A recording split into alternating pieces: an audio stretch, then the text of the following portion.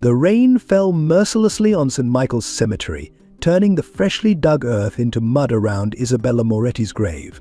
Alexander Moretti, once a commanding figure in Boston's financial district, stood motionless before the polished granite headstone, his tall frame now bent with grief. The funeral guests had long departed, leaving him alone with his thoughts and the rhythmic patter of raindrops. Mr. Moretti Patrick, the elderly groundskeeper, approached hesitantly.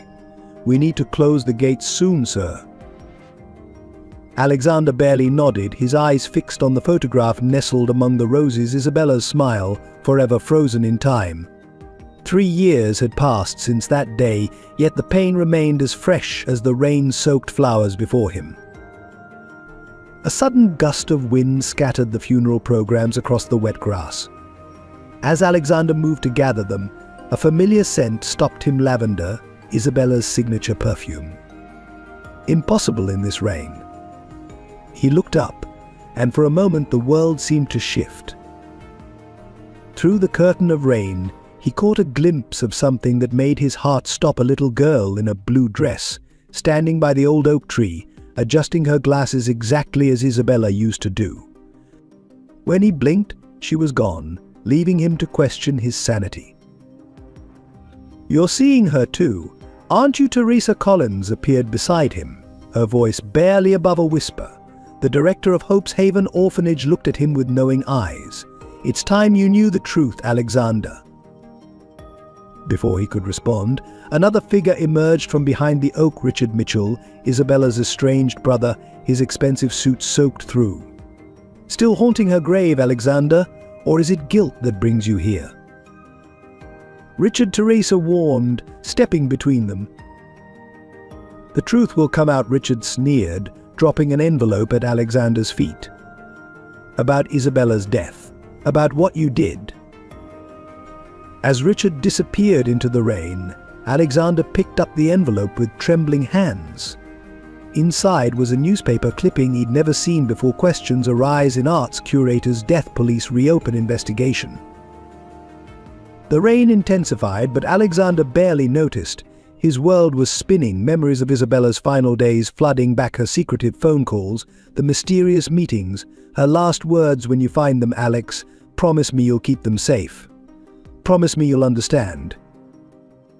A crack of thunder split the sky, and in that flash of lightning, Alexander saw them: 4 little girls watching from the cemetery gates, their silhouettes hauntingly familiar. The storm was just beginning. The golden morning light filtered through the floor-to-ceiling windows of Mohai Investments' executive office, casting long shadows across Alexander's desk.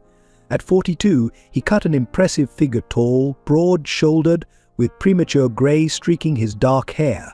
But the Wall Street Journal had once called him Boston's financial wonderkind. Now they called him the ghost of State Street, a man who had retreated into his work after losing everything that mattered.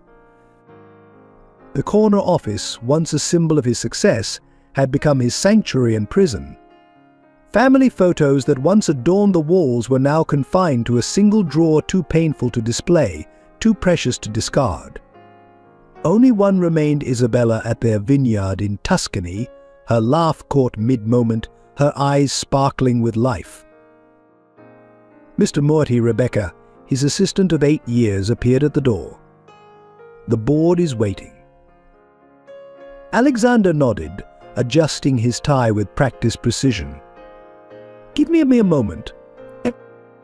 The board meeting was a blur of quarterly reports and investment strategies. Alexander delivered his presentations flawlessly, his voice steady and authoritative. But his mind wandered to the incident at the cemetery, to the envelope Richard had left, to the 4 little girls he'd glimpsed through the rain. "Impressive numbers as always," Alexander James Henderson, the senior board member, commented after the meeting. "But we're concerned." "Oh, bowed.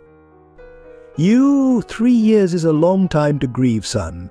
The company needs its CEO present, not just physically, but mentally." Alexander's jaw tightened.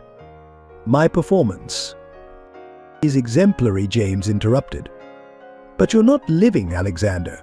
You arrive at 7, leave at 4, never attend social functions. Isabella wouldn't have wanted this. But Isabella. Her name still felt like a physical blow. Alexander remembered their first meeting at the Boston Museum of Fine Arts.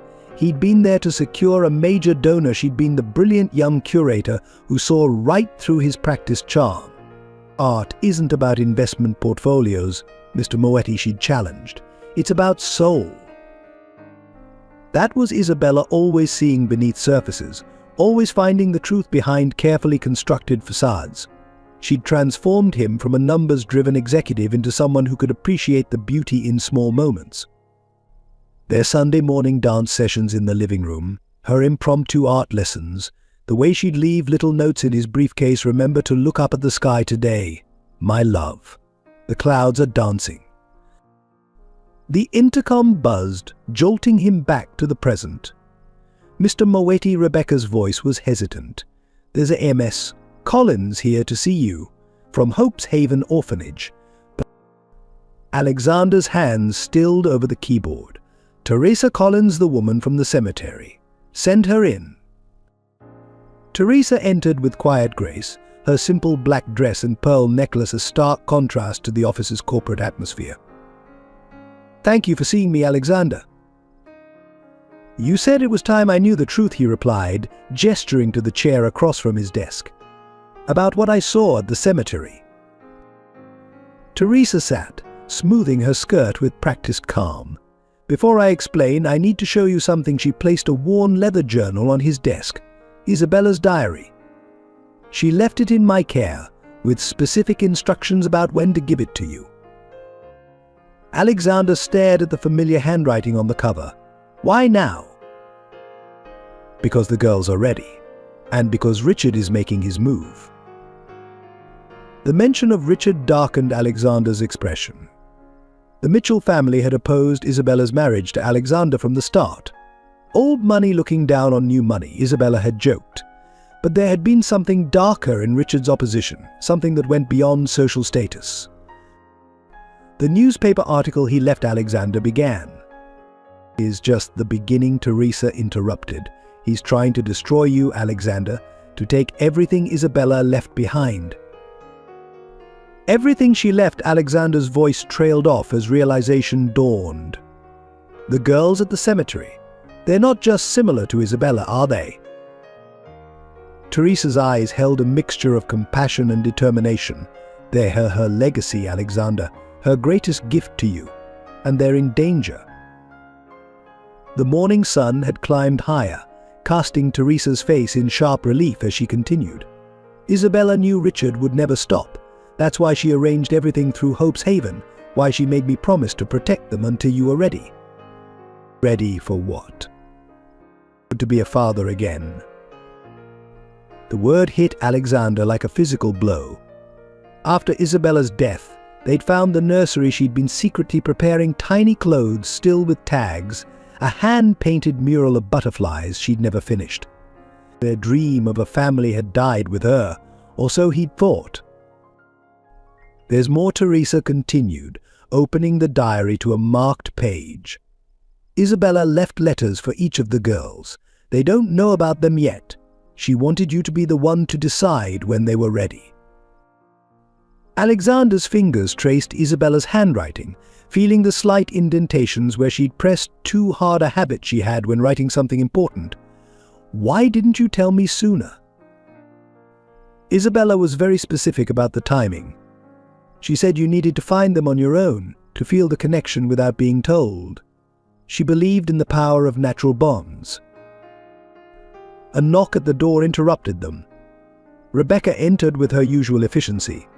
"I'm sorry, Mr. Moretti, but there's an urgent call from the board. They're calling an emergency meeting." Teresa stood, gathering her belongings. "Richard's making his move faster than we anticipated. The article was just the beginning. He's going to try to take control of Moetti Investments." "Why? What does the company have to do with the girls?" "Everything, Alexander. The trust Isabella set up for them, their legal protection, their future, it's all tied to your control of the company. Richard knows that if he can destroy you financially..." He can get to them, Alexander finished, his voice hardening with resolve. The numbness that had enveloped him for 3 years was burning away, replaced by a fierce protective instinct he'd thought died with Isabella. "What do you need me to do?" Teresa handed him a key. "Come to Hope's Haven tonight. Meet them properly. See what Isabella saw." She paused at the door. "And Alexander? Bring the butterfly music box from your study. They've been drawing butterflies all week, just like Isabella used to." After she left, Alexander opened his desk drawer and took out the photo he'd been avoiding for 3 years, their last Christmas together. Isabella's smile, bright despite her illness, now seemed to hold a secret he was only beginning to understand. "I promise," he whispered to her image. "I'll keep them safe." Outside his office, Boston's financial district hummed with activity, unaware that one of its most powerful figures was about to wage a different kind of battle, not for profit margins or market shares, but for the legacy of love his wife had left behind. The Boston Museum of Fine Arts stood quiet in the late afternoon sun, its marble facade glowing amber. Alexander found himself in the contemporary arts wing, where Isabella's influence still lingered. Her last exhibition, Echoes of Hope, remained one of the museum's most successful shows. Now, 3 years after her death, he finally had the courage to visit it again. She had a gift for finding beauty in broken things. Sarah Martinez, the current curator and Isabella's former mentee, walked beside him. The exhibition hall was closed to the public, allowing Alexander his first private viewing since the funeral. Every piece she chose told a story of redemption. They stopped before a large canvas, a butterfly emerging from a storm cloud, painted by one of Isabella's art therapy students. This was her real passion, Sarah continued, gesturing to the collection of children's artwork. The healing power of art. Did you know she spent every Saturday at Hope's Haven teaching orphaned children to paint? Alexander shook his head. Those last months of Isabella's life held so many mysteries, so many unexplained absences he'd attributed to her illness. Tell me about the program. Sarah's eyes lit up. Art as healing, that was her baby. She believed every child had an inner light that could shine through art. The program started small, just weekend classes at Hope's Haven. But Isabella had bigger dreams. She was working on establishing a permanent foundation when she got sick, Alexander finished. The memories rushed back: the first diagnosis, the specialists, the experimental treatments that seemed to take her away from him more and more. Not just sick, Sarah corrected gently. She was racing against time. The night before we lost her, she was here until dawn, finalizing paperwork for the foundation. She said everything had to be perfect, that lives depended on it. They moved through the gallery, each piece triggering memories. Isabella's office remained untouched, a shrine to her vision. Sarah unlocked the door, and Alexander stepped into the space his wife had called her thinking room. The walls were covered with children's artwork, their vibrant colors a stark contrast to the elegant museum setting. But it was the desk that caught his attention specifically, a leather-bound portfolio he'd never seen before. That arrived last week, Sarah explained, from Teresa Collins at Hope's Haven. Isabella arranged for it to be delivered exactly 3 years after her death. With trembling hands, Alexander opened the portfolio. Inside were dozens of sketches, all by Isabella, all of children. But 4 faces appeared repeatedly, drawn with such detail they seemed to leap from the pages. 4 little girls, their features hauntingly familiar. She drew them constantly those last months, Sarah said softly. When I asked about them, she just smiled and said, "They're my butterflies, Sarah. They'll emerge when the time is right." A note card fluttered from between the pages. Isabella's handwriting, still bold despite her illness. My dearest Alex, if you're reading this, you've finally found your way back to my thinking room. The girls in these drawings, they're real, my love. Each one carries a piece of my heart, a fragment of my soul. Richard will try to convince you there's something else, something to be studied or controlled. But they're children, Alex, our children. the family we dreamed of having. Look deeper. The truth is in the details. Forever yours, Isabella. Alexander studied the drawings with new eyes. Each girl was captured in a moment that echoed Isabella, one adjusting glasses just as she did, another lost in a book, a third dancing, the fourth painting with intense concentration. "There's more," Sarah said, pulling out a hidden drawer in Isabella's desk.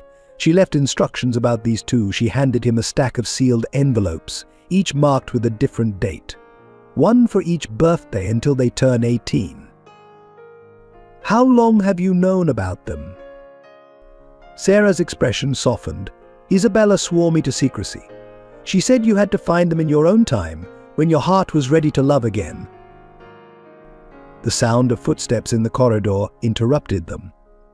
Richard Mitchell appeared in the doorway, his presence darkening the room. "Ah, memory lane," he sneered. "How touching." "This is a private viewing, Mr. Mitchell," Sarah said firmly. Richard ignored her, his eyes fixed on the portfolio in Alexander's hands. "I see you found her little drawings. Quite an imagination my sister had near the end. The doctors said the medication might cause delusions." "Get out!" Richard Alexander's voice was low, dangerous. "The board meeting went well," Richard continued, examining his manicured nails. "Did you know Isabella left her shares in Morty Investments to a trust? A trust controlled by Hope's Haven, of all places. Quite irregular. Some might say she wasn't in her right mind." Alexander stepped forward, but Sarah caught his arm. "He's not worth it," she whispered. Richard smiled coldly. "The police are very interested in Isabella's final days.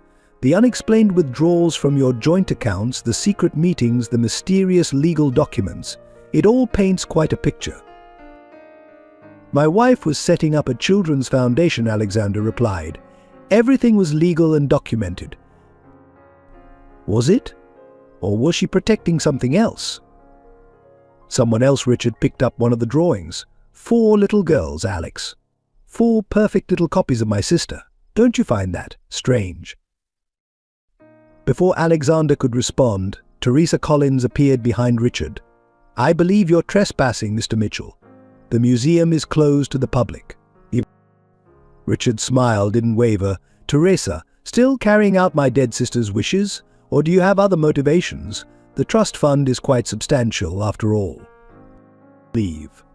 Now Teresa's voice held steel. "Before I call security." After Richard departed, Teresa turned to Alexander. "We need to move quickly. He's filed a motion to freeze Isabella's assets, claiming mental incapacity during her final months." "Can he do that?" Sarah asked. "He can try. But Isabella was smarter than he knows. Everything is protected: the foundation, the trust, the girls. We just need to follow her plan." Alexander gathered the portfolio and envelopes, his mind racing. The emergency board meeting today. They're voting on a takeover proposal, aren't they? Teresa nodded. "Richard's been buying shares through shell companies. If he gains control of Moretti Investments, he gains control of Isabella's trust," Alexander finished. "And the girls." "Not if we move first," Teresa replied. "Isabella left instructions for this too. It's time to open the butterfly box, Alexander." The setting sun cast long shadows through the gallery windows, turning Isabella's children's artwork into a kaleidoscope of colors. Somewhere in the city, 4 little girls were drawing butterflies, unaware that their future hung in the balance. Alexander clutched the portfolio to his chest, feeling closer to Isabella than he had in years. She'd planned it all: the foundation, the trust, the protection of their unexpected family. Now it was his turn to complete her vision.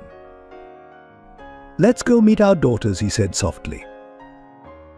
As they left the museum, a butterfly landed on Isabella's favorite sculpture, a sign. Sarah would later say that love finds a way to endure, to transform, to take flight in the most unexpected ways. Hope's Haven stood at the end of Maple Avenue, its Victorian architecture a stark contrast to Boston's modern skyline. Teresa Collins had transformed the once abandoned mansion into a sanctuary for orphaned children, though few knew the true purpose behind its founding. The late afternoon sun cast long shadows through the stained glass windows as Teresa led Alexander through the quiet halls. Children's artwork lined the walls, hundreds of butterflies in every color imaginable. Isabella's influence, she explained. Even after she left us, the children kept drawing them. They paused before a heavy oak door marked director's office inside. Dr. Sarah Bennett waited, the same doctor who had cared for Isabella during her final months. Her presence here at Hope's Haven was yet another piece of the puzzle Alexander was struggling to understand. "You look surprised to see me," Sarah said, rising from her chair. At 50, she carried herself with the quiet authority of someone used to keeping difficult secrets. "Isabella made me promise to be here when the time came." Teresa locked the door behind them. "We need to tell him everything now. Richard's moving faster than we anticipated." Sarah nodded, pulling a thick file from her briefcase. Isabella knew this day would come. She left detailed instructions, contingency plans for every scenario. "Start from the beginning," Alexander demanded, his voice hoarse with emotion. "Who are these girls really?" The two women exchanged glances. It was Teresa who spoke first, her voice soft but clear. "They're orphans, Alexander, special ones that Isabella chose personally. She spent months searching, working with international adoption agencies, looking for children who needed homes, children who by some miracle shared certain characteristics. Alexander's throat tightened. They're identical to her. The gestures, the mannerisms. Isabella had a gift for seeing patterns, Sarah explained. She could recognize pieces of herself in others. These girls, they're not copies or experiments. They're children who naturally embody different aspects of who she was. She believed it was more than coincidence. A knock at the door interrupted them. "Miss Teresa," a young voice called. "Sophia's had another dream about the butterfly lady." Teresa moved to answer, but Alexander caught her arm. "Sophia." "The oldest of the four. She's the artist." Teresa's eyes softened. "She paints exactly like Isabella used to." Before she could open the door, another figure appeared in the window, Richard Mitchell, flanked by two police officers. "Teresa Collins," one officer called. "We have a warrant to search the premises." Sarah moved quickly, gathering papers. "We're not ready. The girls aren't prepared." "They'll have to be," Teresa replied grimly. She turned to Alexander. "There's a garden house behind the main building. Take this key. Everything you need to know is their documents, letters, proof of Isabella's plans. Go, now. We'll handle Richard." Alexander hesitated. "The girls are safe with their teachers. Go." The garden house was small but well-maintained, its interior a perfect replica of Isabella's studio at the museum. Alexander's hands trembled as he unlocked the door. Inside, the walls were covered with photographs, hundreds of them, documenting Isabella's secret visits to Hope's Haven over the years. A leather journal lay open on the desk, Isabella's familiar handwriting filling its pages. "My dearest Alex, if you're reading this, then Richard has made his move sooner than we hoped. What I'm about to tell you will seem impossible, but please read with an open heart. The girls, Sophia, Clara, Helena, and Amelia, they're not just random orphans. Each one reminds me of a different part of myself, not by design or science, but by some beautiful miracle of fate. Sophia has my passion for art, Clara my empathy, Helena my love of knowledge, and Amelia my joy for life. I found them over years of working with orphanages worldwide. When I discovered my illness, I knew I had to bring them together, to give them the family they deserved, the family we always dreamed of having. Richard will try to twist this into something dark. He'll claim I was obsessed, delusional. But you know me, Alex. You know my heart. These girls deserve love, protection, and a father who will understand their special gifts. There's more you need to know. Teresa isn't just the director of Hope's Haven. She's my sister, the one my parents gave up for adoption before I was born. I found her years ago, but kept our relationship secret to protect her from Richard's influence. Sarah has been more than my doctor. She's been our guardian angel, helping to establish the legal framework that will protect the girls from Richard's claims. Everything is in place: the foundation, the trust funds, the legal documents. But the most important piece has always been you, Alex. Your love, your strength, your ability to see beauty in broken things. The girls are your daughters now, my love. Protect them, love them, let them help you heal. Forever yours, Isabella. Outside, Richard's voice carried across the garden. Search everything. Isabella was not in her right mind when she set up this foundation. These children need proper evaluation and care. A small sound made Alexander turn. In the doorway stood 4 little girls, their faces a mix of fear and determination. Sophia, the artist, stepped forward first. "Are you really our dad now?" she asked, her voice trembling slightly. Before Alexander could answer, shouts erupted from the main building. Teresa's voice rang out, strong and clear. "You have no right to traumatize these children, Richard." "These aren't just any children." Richard's voice was cold. "They're Isabella's experiments, her obsession. They need to be studied, understood." "They need to be loved," Alexander said, stepping out of the garden house with the girls behind him. "That's all Isabella wanted. That's all any child needs." The setting sun painted the scene in shades of gold. Richard and the police by the main door, Teresa and Sarah standing protectively in front of the other children, and Alexander with his 4 daughters, Isabella's final gift of love. In that moment, looking at the girls who carried pieces of his wife's spirit, Alexander finally understood. This wasn't about science or genetics or legal claims.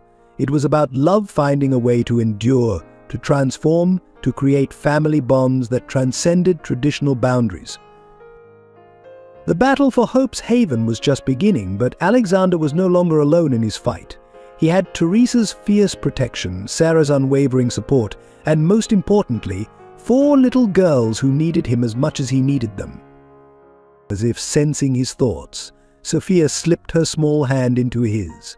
"The butterfly lady said you'd come," she whispered. "She said love always finds a way home." Maple Avenue was particularly beautiful that autumn morning, with leaves painting the sidewalks in shades of gold and crimson. Alexander walked his usual route to the office, a habit Isabella had insisted he maintain even after her passing. "Clear your mind, my love," she'd say. "The answers come when we stop searching so hard." The children's laughter reached him first, bright, musical notes cutting through his melancholy. He almost walked past them, almost maintained the careful emotional distance he'd cultivated over the past 3 years. But something made him stop. 4 little girls played hopscotch on the sidewalk in front of Hope's Haven, their movements synchronized in an almost ethereal dance. Alexander felt his world tilt on its axis as he watched them, each gesture, each mannerism striking a chord of recognition so deep it physically hurt. The first girl, wearing a navy blue dress with a red ribbon in her dark hair, jumped with the same determined concentration Isabella showed when planning her exhibitions. Her tongue caught between her teeth, brow furrowed in focus. It was Isabella's expression exactly. The second child, in a green jumpsuit, paused to help a younger kid who had fallen nearby.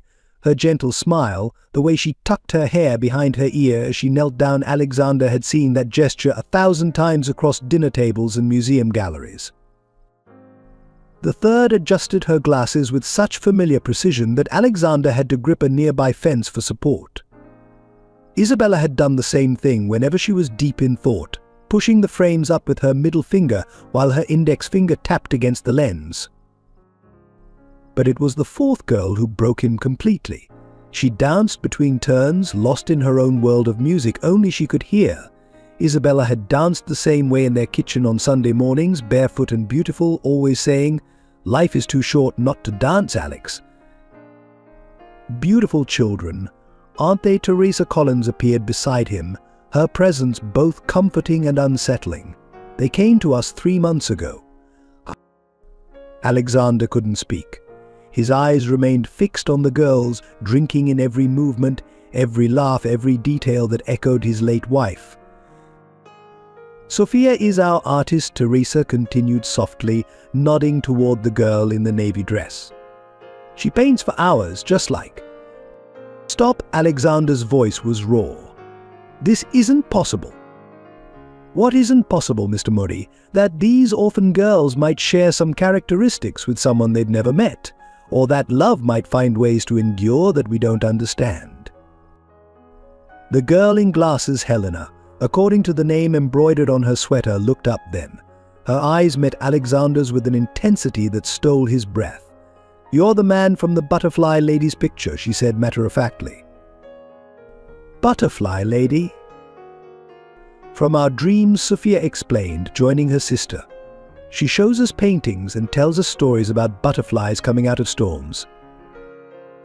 Alexander's legs threatened to give way. Isabella's last exhibition had featured that exact theme, transformation through adversity. She'd called it Chrysalis Love's Metamorphosis. Clara, the gentle soul in green, approached next. "She said you'd come when the leaves turned gold. She said you'd know us by our hearts." Amelia, the dancer, twirled closer. "Do you want to see our drawings? We all draw the same lady, but different parts of her." Sophia gets her smile right. I can never do the smile, but I know how she dances. Teresa watched the interaction with careful eyes. They each remembered different things, Alexander, different pieces of a whole they never knew but somehow carry within them. Remember, his voice cracked. They never knew her. This isn't. They can't. "Can't what?" Richard Mitchell's cold voice cut through the moment. He stood at the gates of Hope's Haven, elegant as always in his tailored suit. "Can't be exactly what they appear to be. 4 perfect little copies of my dear departed sister." The girls instinctively moved closer to Alexander, as if they'd been waiting their whole lives to seek his protection. Sophia gripped his hand, her small fingers intertwining with his just as Isabella's had countless times before. "They're not copies," Teresa said firmly. "They're children.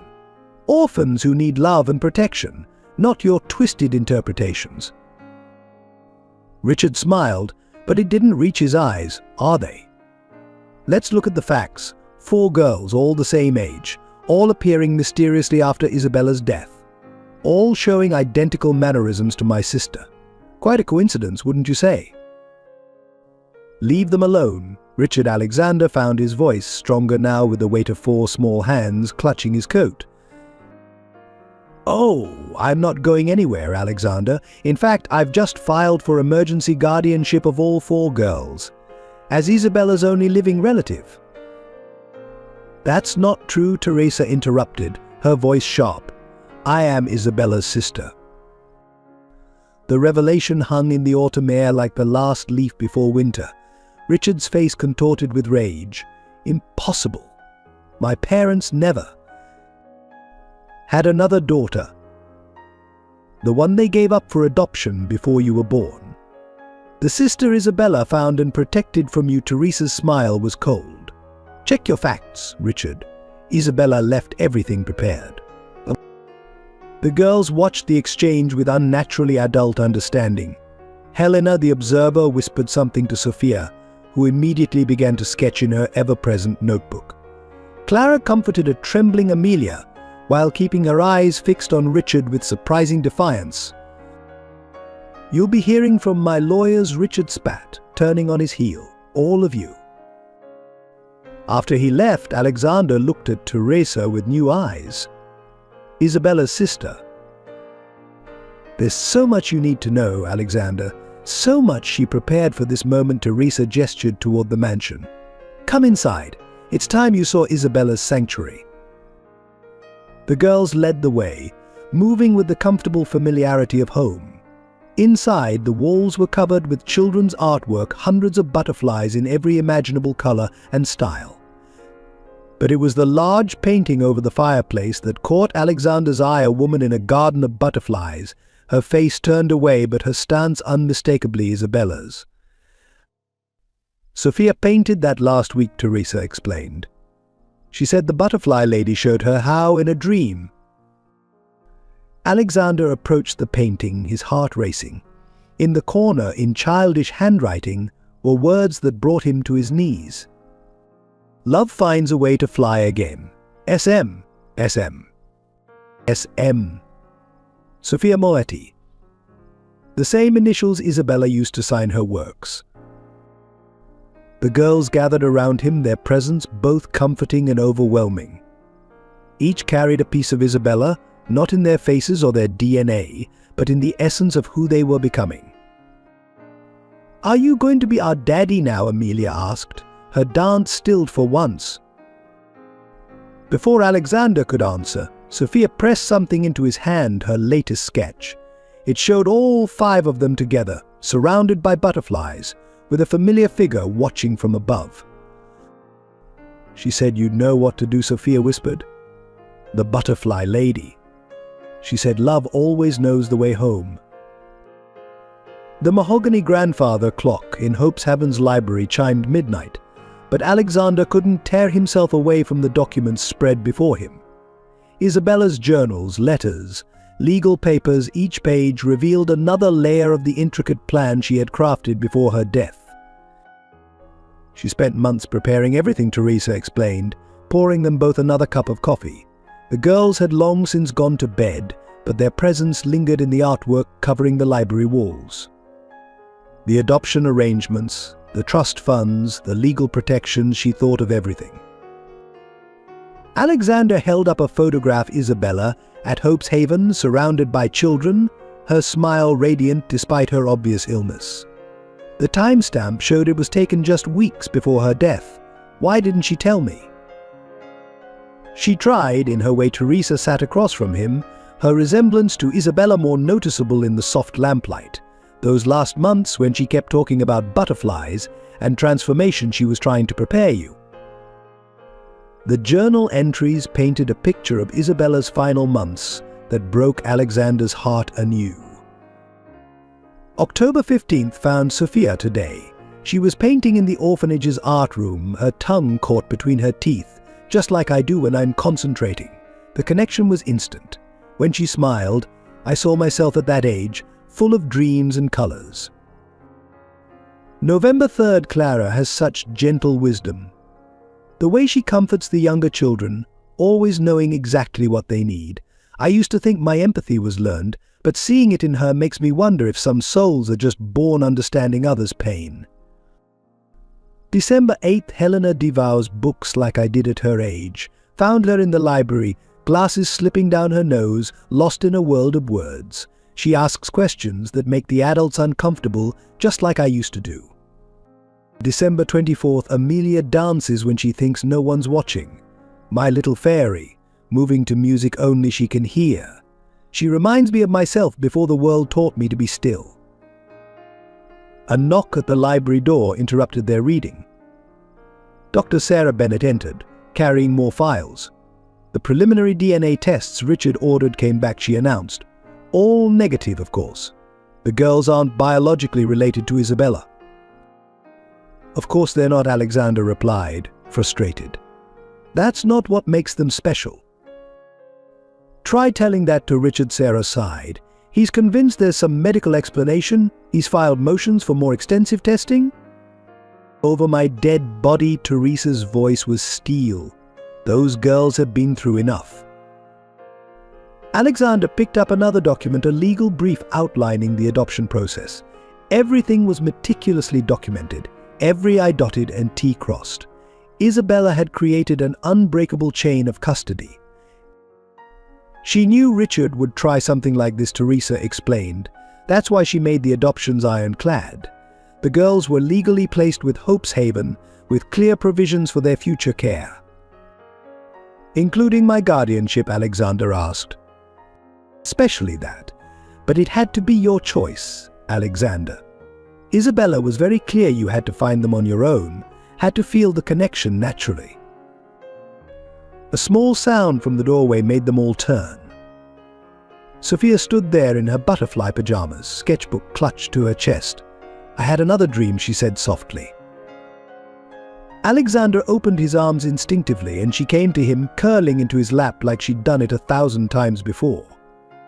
"Tell me about it." The butterfly lady Isabella, she was in her special room at the museum. She was hiding something important behind the big sunflower painting.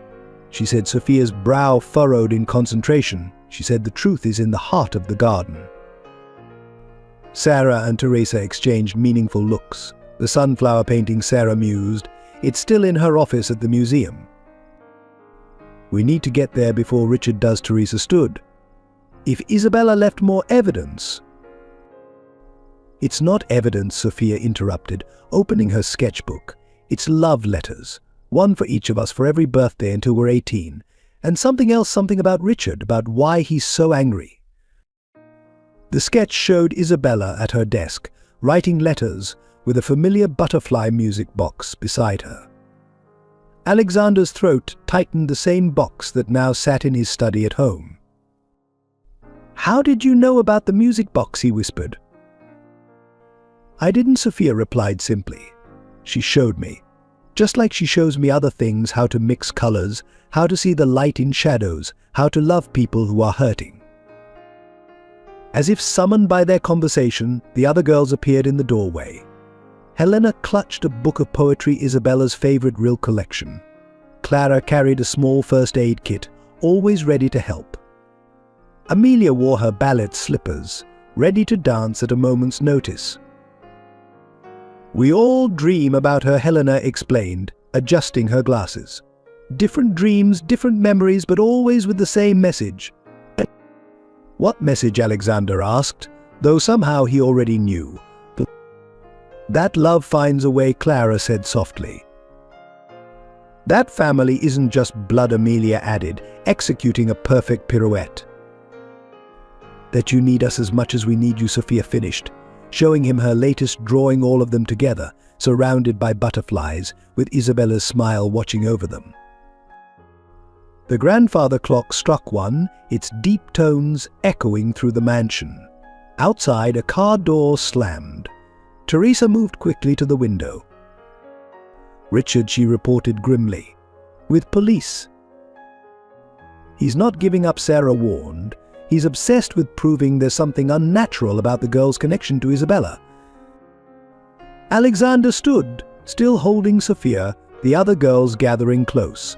In that moment, looking at their trusting faces, each reflecting a different aspect of Isabella's spirit, he made his decision. "There is something unnatural," he said firmly. "It's called love.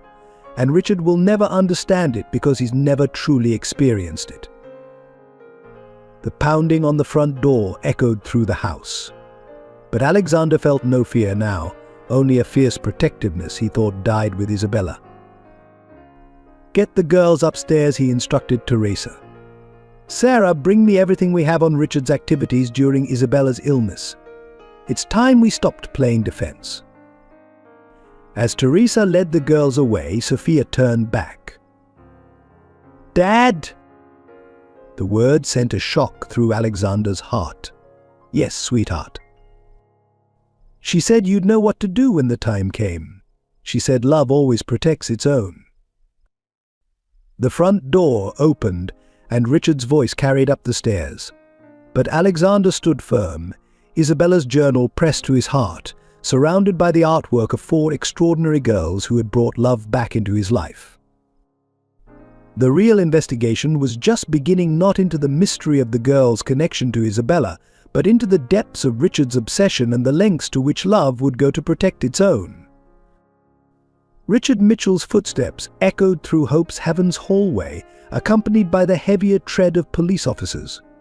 Alexander stood at the top of the grand staircase, a position that let him watch the approaching group while keeping the library and the girls safely behind him. "Mr. Motti," Lieutenant Carter nodded respectfully. "We have a warrant to search the premises." Mr. Mitchell has raised concerns about the welfare of 4 specific children. Concerns. Alexander's voice was cold. Or obsessions. Richard stepped forward, immaculate in his tailored suit despite the late hour. Just looking out for my sister's interests, Alexander. Someone has to protect her legacy from those who might exploit it. Her legacy. Teresa emerged from the library, her resemblance to Isabella particularly striking in her anger. You never understood what that meant to her, Richard. You never understood her at all. The police began their search, their movements echoing through the old mansion. From upstairs came the faint sound of a music box, Isabella's lullaby, played by hands too young to know its significance. Ah, Richard smiled coldly. The butterfly song. Isabella's favorite. Interesting how these girls seem to know so many intimate details about my sister, isn't it, Lieutenant? Lieutenant Carter looked uncomfortable. Mr. Mitchell has presented evidence suggesting irregular adoption procedures. Every adoption was legal and documented, Sarah interrupted, joining them with a thick folder. I have copies of all paperwork here, including Isabella's explicit wishes regarding the girl's care. Wishes made when she was heavily medicated, Richard countered smoothly. When she wasn't in her right mind. But that's a lie. The voice came from above. Sophia stood at the top of the stairs, her small frame straight with determination. The other girls flanked her, Helena with her glasses flashing defiance, Clara holding Amelia's trembling hand. She wasn't confused, Sophia continued, her voice carrying the weight of certainty. She knew exactly what she was doing. She knew you'd try to hurt us, Uncle Richard. Richard's face darkened. I'm trying to protect you. These people are using you, manipulating you. Like you manipulated her medical records. Helena stepped forward, adjusting her glasses exactly as Isabella used to do when presenting uncomfortable truths. We found the papers in your office. You? What? Richard's composure cracked. Last week, when you invited us to your house, Clara explained softly. You wanted to prove we were copies of her, but we found something else instead. The real reason you're angry, Amelia added, her dancer's grace making her movements seem otherworldly. We know what you did to her. Lieutenant Carter turned to Richard sharply. What are they talking about? Alexander watched the scene unfold, remembering Isabella's words in her journal. The girls will know. They'll see what others missed. Truth speaks through innocent hearts. They're confused. Richard attempted to regain control. Children with active imaginations. But children who found these. Teresa produced a stack of documents from her folder. Isabella's original medical records. Not the ones you submitted to the court, Richard. The real ones. Lieutenant Carter took the papers, his professional demeanor slipping as he read. These show. These suggest. That Isabella's decline was accelerated. Sarah finished grimly. That someone had access to her medication was altering dosages. You wanted her to die, Sophia's voice cracked, because she found out about the money you stole from the foundation, because she was going to expose you. The silence that followed was deafening. Richard's face had gone pale, his carefully constructed facade crumbling. Lieutenant Alexander said quietly, I believe you'll find these documents merit a different kind of investigation. The police officers who had been searching the house returned, finding nothing irregular. Lieutenant Carter was still reading the medical records, his expression growing darker. Mr. Mitchell, he finally said, I think you should accompany us to the station. We have some questions about these records. This is absurd, Richard sputtered. You can't possibly believe. We believe in love, Clara interrupted, her gentle voice carrying unexpected authority. That's what she taught us. Love sees truth that others miss. As the police led Richard away, the girls descended the stairs as one, gathering around Alexander like butterflies returning to their garden. Sophia held up her sketchbook, showing a new drawing. Richard behind bars, while butterflies flew free above him. How did you know? Alexander asked softly. about the records. She showed us, Helena explained, in our dreams. She said justice needs help sometimes, but love always finds a way. Teresa and Sarah exchanged knowing looks. Isabella's final gift, Teresa murmured, not just the girls, but the truth they would help reveal. The grandfather clock struck 2, its chimes softer now, almost peaceful. Outside, police lights painted the autumn trees in red and blue, fading as they took Richard away. Inside, 4 little girls and the adults who loved them stood in a circle of trust and protection that Isabella had crafted with her last breaths. "What happens now?" Amelia asked, executing a small spin of relief. Alexander looked at these extraordinary children, not copies or experiments, but souls that somehow carried echoes of the woman he had loved, each one unique, yet connected by threads of love that defied explanation. Now he smiled, gathering them close. We become the family she always knew we could be. Sophia tugged his sleeve. "Can we paint the nursery with butterflies, like the one she never finished?" Alexander's heart caught. The nursery, their nursery, had remained sealed since Isabella's death. But now... "Yes," he whispered. "We can paint it together. All of us."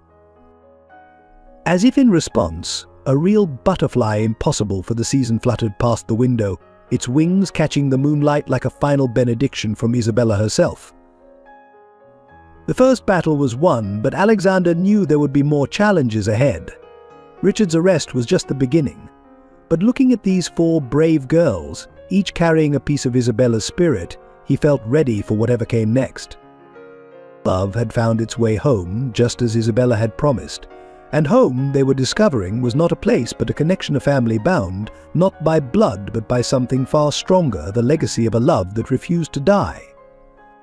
The Boston Globe's headline hit like a physical blow. Questions arise in arts curator S. death, widower, under investigation. Alexander stood in his kitchen, coffee growing cold, as he read the article that would change everything.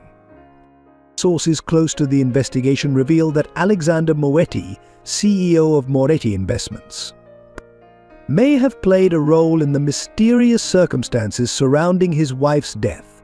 Recently discovered documents suggest financial irregularities and suspicious medical decisions in Isabella Moretti's final months. The doorbell rang, reporters already gathering outside the mansion's gates. His phone buzzed constantly with calls from board members, colleagues, friends. Everyone wanted answers to questions he never thought he'd have to face. Dad, Sophia stood in the doorway, still in her butterfly pajamas, clutching her sketchbook. "There are people with cameras outside my school." Alexander's heart clenched. Just 3 months after the girls had come into his life, just as they were beginning to feel like a real family, Richard had launched his counterattack from behind bars. Mr. Moetti, Rebecca, his assistant of 8 years, entered with a stack of papers. "The board is calling an emergency meeting." And she hesitated. "Several major clients have already called to withdraw their investments." The kitchen television flickered with breaking news. Richard's face filled the screen. "Speaking from jail through his attorney, I've spent years trying to uncover the truth about my sister's death. The irregular medical decisions, the missing foundation funds, the mysterious adoptions. It all points to a carefully orchestrated plan. Those 4 innocent girls are just the latest victims in Alexander Moetti's obsession with my sister." Teresa arrived breathless, holding more newspapers. "It's in every major outlet. Richard's people have been feeding them information for months, waiting for the right moment." "What information?" Alexander demanded. "Bank records showing large withdrawals from Isabella's medical fund, altered prescription records, emails taken out of context. He's painted a picture of you as a controlling husband who couldn't bear to lose his wife, who made desperate medical decisions that accelerated her decline." The sound of crying drew their attention. Clara stood in the hallway, her school backpack dropped at her feet. "Tommy's mom said we can't play together anymore," she said. "She said our dad did bad things." Alexander moved to comfort her. But Clara stepped back, confusion and fear warring in her eyes. Did you hurt her? The question cut deeper than any headline. No, sweetheart. I loved Isabella more than anything in this world, until I found you four. Then why is everyone saying such horrible things? Helena appeared, her glasses fogged with tears. She held up her phone, showing social media posts that made Alexander's blood run cold. People were calling for investigations, for the girls to be removed from his care. Because sometimes, Teresa said gently, people believe lies when they're wrapped in just enough truth to sound convincing. Amelia's dance instructor called to cancel her lessons. Helena's science club asked her not to attend the next meeting. Sophia's art teacher, who had praised her talent just yesterday, now suggested she take a break from classes. The isolation was swift and absolute. Sarah arrived with more bad news. Child Services has been contacted. They're opening an investigation into the girl's adoption process. But everything was legal, Alexander protested. Isabella documented everything. Richard's lawyers are claiming those documents were forged. That Isabella wasn't mentally competent when she set up the adoptions. They're painting you as someone who preyed on a dying woman's delusions. The doorbell rang again, more reporters. Through the window, Alexander could see them setting up cameras, hungry for the story of the wealthy CEO who allegedly killed his wife and adopted look-alike children in some twisted attempt to replace her. Dad, Sophia's voice was small. I drew something about what's going to happen. Her sketch showed their family surrounded by storm clouds, but with butterflies leading them toward light. In the corner, she'd written Isabella's favorite quote, "The truth fears no questions." We should leave, Teresa suggested. Take the girls somewhere safe until this blows over. But no, Alexander's voice was firm. Isabella never ran from lies, and neither will we. She left us everything we need to fight this. The butterfly box, Helena said suddenly. In your study. We've all been dreaming about it. Alexander had avoided opening Isabella's old music box, too painful a reminder. But now, inside, they found letters dated for this exact week. Isabella had known somehow what Richard would do. My dearest Alex. Her words brought fresh tears to his eyes. If you're reading this, Richard has made his move. He's using my death as a weapon, trying to destroy the family we created. But remember, truth leaves traces that lies can't erase. Look in the garden house. Behind the butterfly mural. Everything you need is there. You start searching, Teresa said. I'll handle the press. As Alexander and the girls made their way to the garden house, reporters shouted questions. Mr. Moretti, did you alter your wife's medication? Were the adoptions illegal? Are these girls part of some experimental program? Sophia grabbed his hand tight. She said we'd have to be brave, she whispered. She said the storm comes before the butterflies can fly. In the garden house, behind a painting of monarchs in flight, they found a hidden safe. Inside was everything they needed: the original medical records showing Richard's tampering, bank statements proving his embezzlement from the foundation, and Isabella's detailed documentation of his threats when she discovered his crimes. But most precious were the videos Isabella in her final months, recording messages for each girl, for Alexander, documenting her journey to create this unique family. The truth isn't always enough. Isabella's voice filled the garden house. Sometimes it needs protectors. That's why I chose you, Alex. That's why I brought our girls together. Love sees truth that others miss. As they watched the videos, a new headline flashed on Alexander's phone: Moretti children to be questioned by authorities, custody hearing scheduled. The storm was here. But looking at his daughters, each carrying a piece of Isabella's spirit, each showing a strength beyond their years, Alexander knew they would weather it together. Sophia was already drawing again, her small face set with determination. This time her sketch showed their family standing strong against dark clouds, with Isabella's butterflies surrounding them like a shield of light. The truth would come out. Love would find a way. Isabella had prepared them for this battle, and they would not fight it alone. The hardest part wasn't the headlines or the legal battles, it was watching the community they'd trusted turn its back on them. Westbrook Academy, where the girls had finally begun to feel at home, transformed overnight from a sanctuary into a battleground. "I'm sorry Mr. Moetti," Principal Edwards wouldn't meet Alexander's eyes during their morning meeting. "But given the current circumstances, we feel it's best if the girls take an indefinite leave of absence.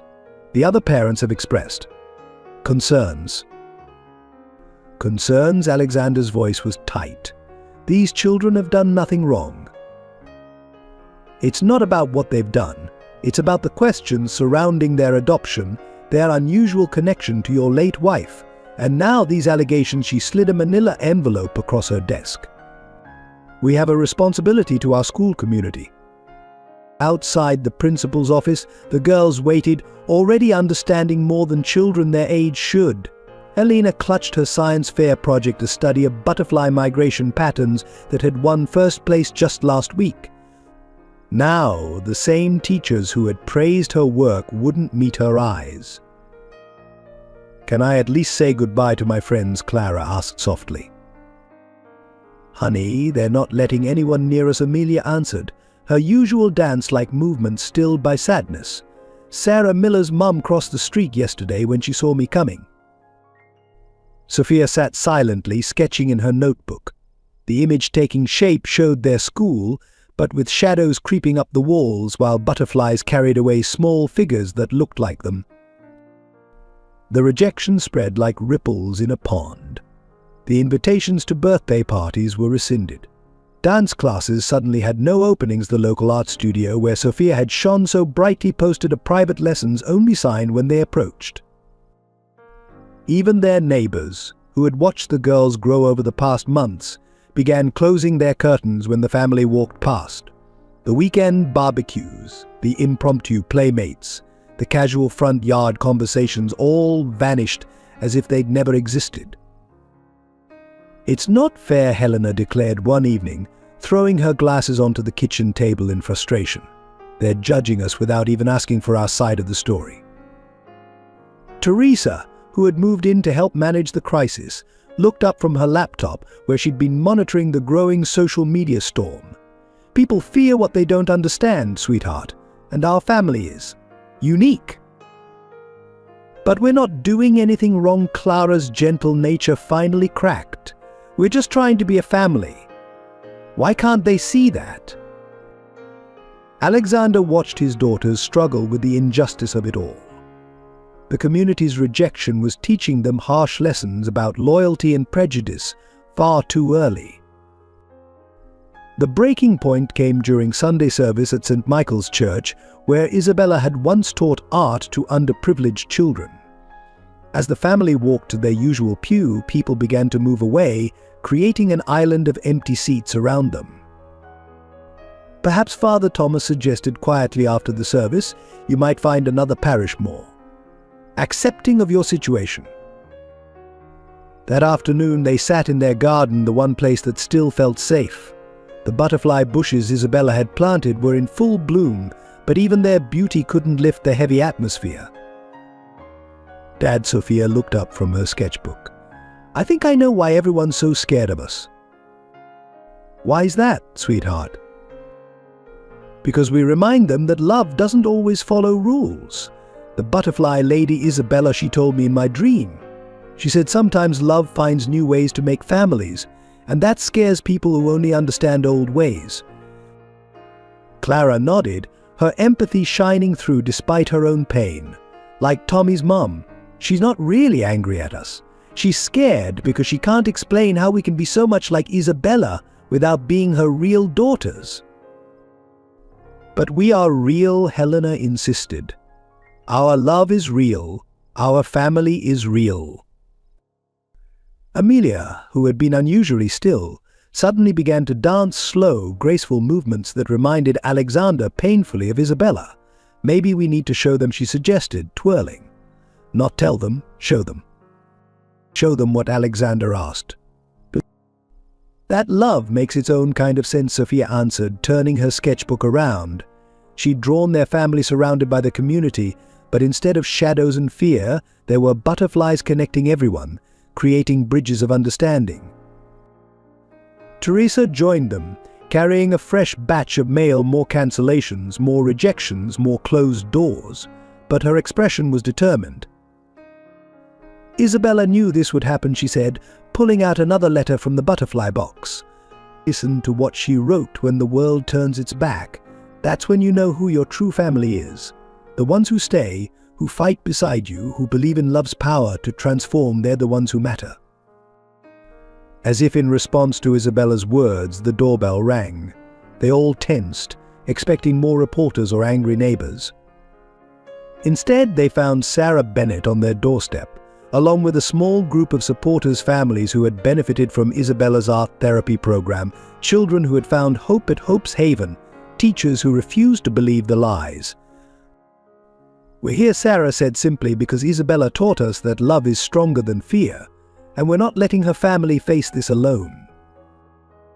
That evening, as the girls prepared for another uncertain week, Alexander found Sophia adding to her sketch. Now there were more butterflies, more connections, more light breaking through the shadows. "The butterfly lady was right," she said, not looking up. "The people who matter stay, and love always finds more love." The community's rejection had wounded them deeply, but it had also shown them who their true allies were. In the garden, Isabella's butterflies continued to dance among the flowers, reminding them that transformation often begins with loss, and that the strongest families are forged in adversity's fire. The truth emerged not with a bang but with a whisper, carried on the last autumn breeze of October. Martha Wilson, Richard's former secretary of 15 years, stood trembling in Teresa's office at Hope's Haven, clutching a worn leather briefcase to her chest. "I should have come forward sooner," she said, her voice breaking. "But Richard, he made threats. Not just to me, but to my family."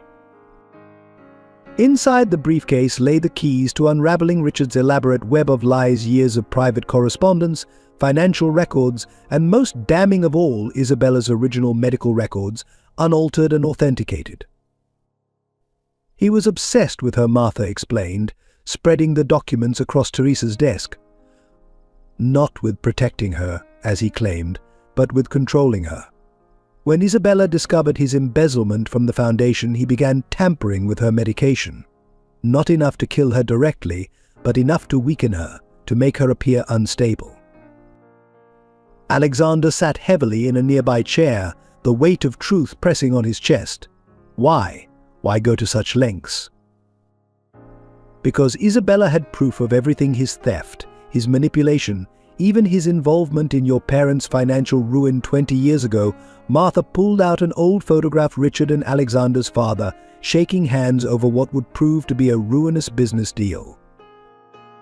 "He orchestrated your family's bankruptcy," Teresa realized, "to make sure you'd never be worthy of his sister."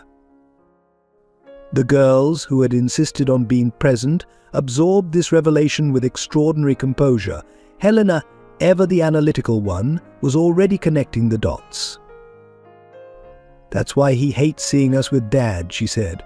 "We're proof that Isabella chose love over family status. We're everything he tried to prevent." Sophia added to the growing pile of evidence, pulling out her sketchbook. Over the past months, her drawings had captured scenes she couldn't possibly have witnessed: private conversations between Isabella and Richard, clandestine meetings, documents being hidden. "The butterfly lady showed me," she explained simply. "She wanted us to understand why Uncle Richard was so angry. It wasn't really about us. It was about love winning over hate." Clara, with her innate empathy, studied Richard's old photos. "He's lonely," she observed. "In every picture, even when he's smiling, his eyes are sad. He never learned how to love properly." The evidence Martha provided was irrefutable. Bank statements showed systematic theft from Isabella's foundation. Security footage captured Richard entering Isabella's hospital room late at night, tampering with her IV. Email exchanges revealed his elaborate plan to discredit Alexander after Isabella's death. Most shocking was Isabella's personal diary, which Martha had rescued from Richard's office shredder. The final entries painted a clear picture of a woman racing against time to protect both her legacy and the family she knew would form after her death. My dearest Alex, Isabella had written, "When you read this, the truth will finally be coming to light. Richard's darkness could never withstand the power of pure love. These girls are daughters, they're not just children who remind others of me. They're proof that love finds ways to endure, to grow, to create families that transcend traditional boundaries." Richard never understood that. He saw only what he could control, what he could prove or disprove. He never understood that the greatest mysteries of the heart need no explanation. As Martha's testimony spread, the tide began to turn.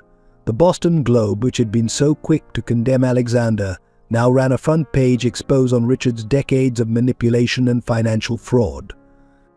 Former employees came forward with collaborating stories. The police reopened their investigation, this time focusing on Richard's role in Isabella's decline. But it was the videos that proved most powerful. Isabella's final messages, recorded secretly in her hospital room, detailing Richard's threats and her own plans to protect her future family. "The girls will come to you when the time is right," she had recorded, her voice weak but determined. "Each one carrying a piece of my heart, not through any scientific miracle, but through the mysterious ways love finds to perpetuate itself. Richard will try to twist this into something dark, something that needs to be studied or controlled. But love needs no explanation, Alex. It simply is." The community that had shunned them began to reach out. Apology letters flooded in. The school board reversed its decision. Former friends called, asking forgiveness for their doubt.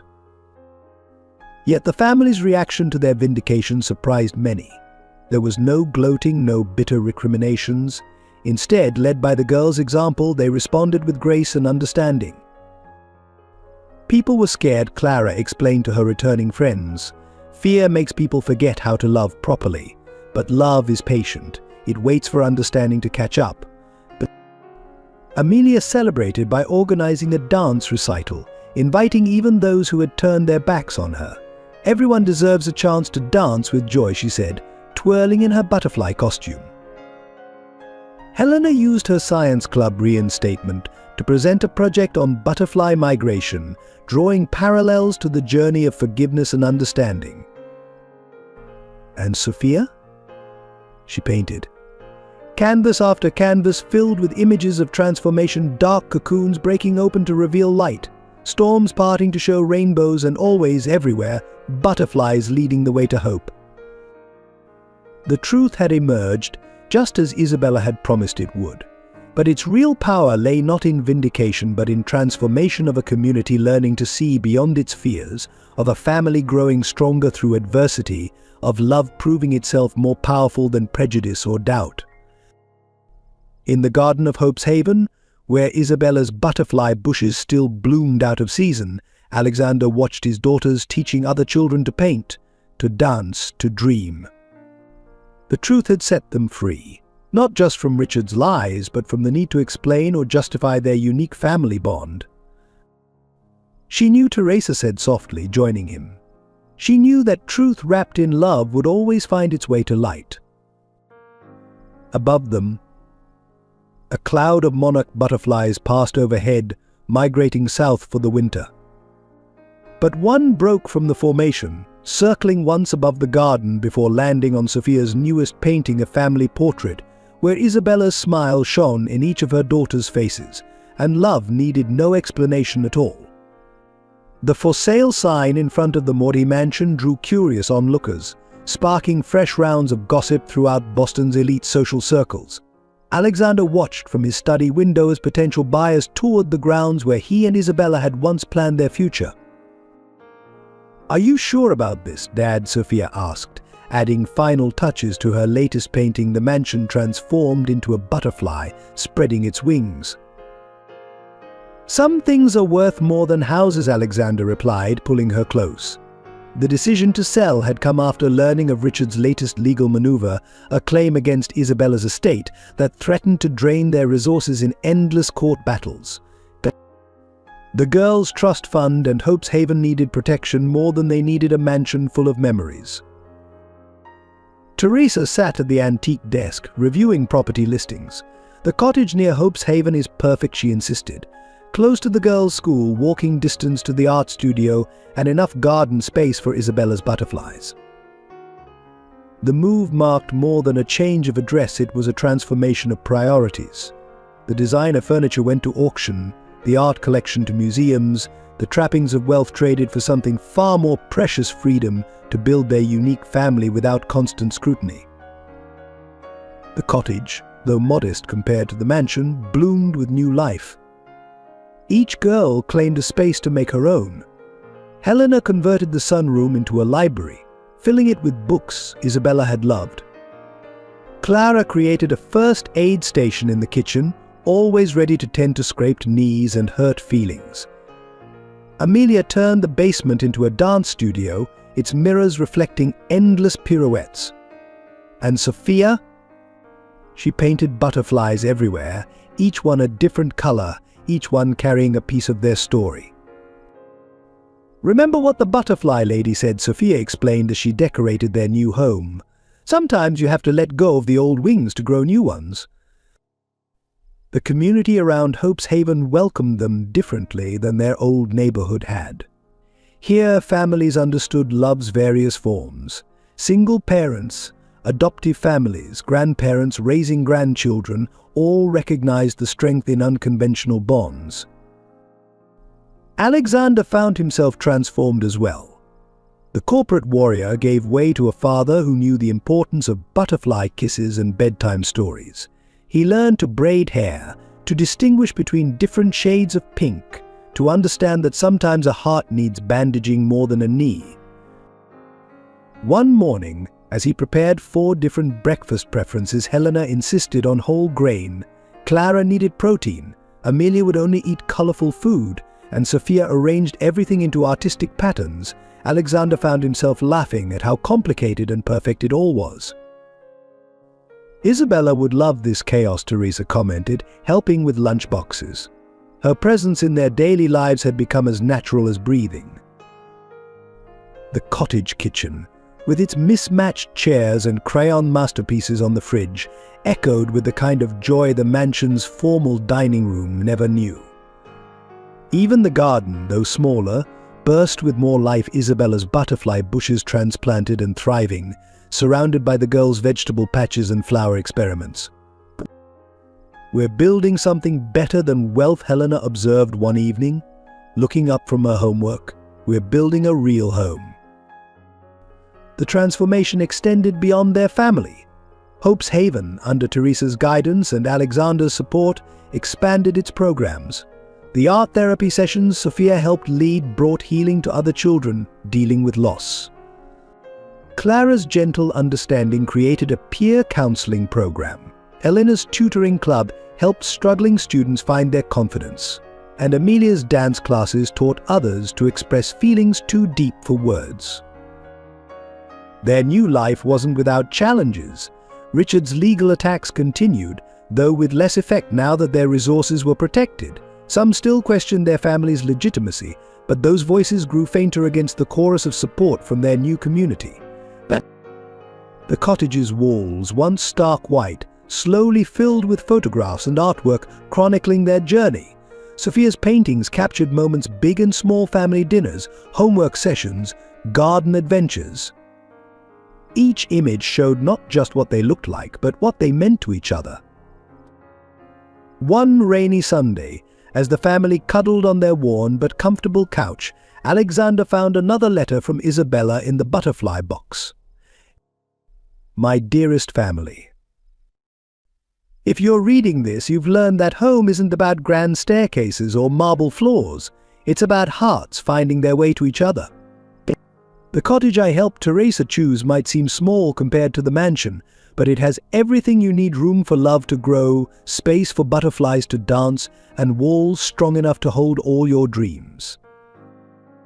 Remember, my darlings, wealth isn't measured in bank accounts but in butterfly kisses and bedtime stories, in art on refrigerators and flowers in mismatched vases. You're building something more precious than any fortune. You're building a family shaped by choice, strengthened by challenges, and bound by love. Keep painting your stories, dancing your joy, sharing your wisdom, and healing others' hearts. That's the real legacy I wanted to leave, not money or property, but love that transforms and grows. Forever in your hearts. Isabella the Butterfly Lady. The girls, hearing the letter, responded in their unique ways. Sophia began sketching their cottage with butterfly wings. Helena researched the symbolism of butterflies in different cultures. Clara hugged everyone, absorbing and sharing their emotions. Amelia danced through the house, her movements telling their story. That evening, as Alexander tucked each girl into bed, he realized that letting go of the mansion had given them room to become who they truly were, not heirs to a fortune, but custodians of a legacy of love. In the garden, Isabella's butterflies danced among the flowers, their wings catching the last light of day. The cottage might have been smaller than their previous home, but it was large enough to hold their dreams, strong enough to weather any storm, and warm enough to nurture the most precious kind of wealth, a family bound by love rather than law. The Suffolk County Courthouse loomed before them, its stone columns casting long shadows in the early morning light. Alexander straightened Sophia's blue ribbon, Isabella's favorite color, as their family gathered on the steps for what promised to be the most challenging day yet. "Remember," Teresa whispered, "we're here to protect our family. Nothing Richard says can change who we are to each other." Inside courtroom 302, Judge Margaret Sullivan studied the stack of documents before her. The custody hearing had drawn unexpected attention. Reporters filled the back rows, while social workers and child advocates lined the walls. Richard's legal team struck first, led by the formidable Patricia Hawthorne. "Your Honor, we're dealing with an unprecedented situation," she began. 4 adoptions rushed through the system in Isabella Moetti's final days, when her mental capacity was questionable at best. The girls sat in the front row, their backs straight, hands clasped together. Clara winced at each harsh word, while Helena took careful notes. Amelia's feet tapped silent dance rhythms under her chair, her way of staying calm. Sophia sketched in her ever-present notebook, capturing the scene with unnerving accuracy. Furthermore, Hawthorne continued, "Mr. Moretti's sudden interest in these specific children raises serious concerns. Their uncanny resemblance to his late wife, their mysterious origins, the irregular adoption process." Alexander's lawyer, James Bennett, Sarah's husband and Isabella's longtime friend, rose to object. "Your Honor, every adoption was properly documented and legally executed. Mrs. Moretti was of sound mind, as her medical records clearly show." The morning unfolded in a battle of paperwork and testimonies. Social workers praised the girls' adjustment and Alexander's parenting. Child psychologists confirmed their emotional well-being. Even their new neighbors from near the cottage came forward, describing a loving family unit. But Richard had saved his most devastating move for last. "Your Honor," Hawthorne announced, "we call Sophia Moretti to the stand." The courtroom tensed. Alexander half rose, but Sophia squeezed his hand. "It's okay, Dad," she whispered. "The butterfly lady said we'd have to be brave today." On the witness stand, Sophia looked tiny but composed. Her blue dress and ribbon made her look even more like Isabella, a fact Hawthorne quickly exploited. "Sophia, tell us about your dreams of the butterfly lady." "I dream about Isabella," Sophia replied simply. "She shows me things, how to mix colors, how to see light in shadows, how to love people who are hurting." "And these dreams, they're why you paint so much like Mrs. Moetti, why you share her mannerisms?" Sophia's answer surprised everyone. "I paint like me," she said firmly. "Sometimes it looks like her work because love sees things the same way. Clara hugs like her because they both know how hearts need holding. Helena reads like her because they both love finding answers. Amelia dances like her because joy moves the same in every body. But you never met Isabella Moetti Hawthorne pressed. These similarities. Love doesn't need meeting Sophia interrupted, her voice clear. It finds its own way to connect hearts. That's what family means. During the lunch recess, Alexander found another letter from Isabella in the butterfly box, this one addressed to Judge Sullivan. His hands shook as he handed it to James. The afternoon session began with the letter's contents. Isabella's words filled the courtroom. Dear Judge Sullivan, by the time this reaches you, my brother Richard will have turned my greatest act of love into something that needs legal defense. He never understood that family isn't about blood or DNA or scientific explanations. These 4 girls, they're not experiments or replacements. They're children who needed love, who by some miracle carried echoes of my heart in theirs. I found them through my work with international orphanages, each one touching my soul in ways I couldn't explain but knew were real. Richard will try to make their adoption seem suspicious. He'll question my mental state, Alexander's motives, the legal process. But the truth is simple love found a way to create the family I always dreamed of having with Alexander. I'm leaving you proof of everything: my search for the girls, the legal adoptions, the trust funds established for their care. But more importantly, I'm leaving you this truth: family is not about matching DNA or passing psychological evaluations. It's about hearts recognizing their own kind. Please protect them. Not because they remind others of me, but because they deserve the chance to become themselves in a home filled with love, with hope and trust. Isabella Moetti. The letter shifted the courtroom's atmosphere. Judge Sullivan called the girls forward, speaking to each one privately in her chambers. When they returned, their faces shone with quiet confidence. Richard made one final attempt, approaching the bench with medical experts ready to testify about genetic impossibilities and psychological implications. But Judge Sullivan held up her hand. Mr. Mitchell, she said firmly, this court is not here to investigate coincidences or validate scientific theories. We're here to determine what's best for 4 young girls who have found a loving home. Her ruling came swiftly and decisively. The adoptions were valid. Alexander's custody was confirmed. Richard's claims were dismissed with prejudice. But it was her closing statement that brought tears to many eyes. In my years on the bench, I've seen countless families torn apart by blood relatives fighting over legal rights. Today I've seen 4 children and a grieving father build something extraordinary. A family bound not by genetics but by choice, understanding, and love. Isabella Moetti's legacy isn't just in these girls' mannerisms or talents, it's in their capacity to love and be loved. This court finds that there is no stronger foundation for a family than that. Outside the courthouse, butterflies danced around the family as reporters snapped pictures. Sophia had already begun sketching the scene justice, wearing butterfly wings, scales balanced with hearts instead of weights. Is it really over? Clara asked, hugging Alexander tight. This part is, he answered, gathering all his daughters close. Now we get to focus on just being a family. Teresa smiled through her tears. Isabella would be so proud of all of you. As they walked down the courthouse steps, Amelia began to dance, her movements full of joy and freedom.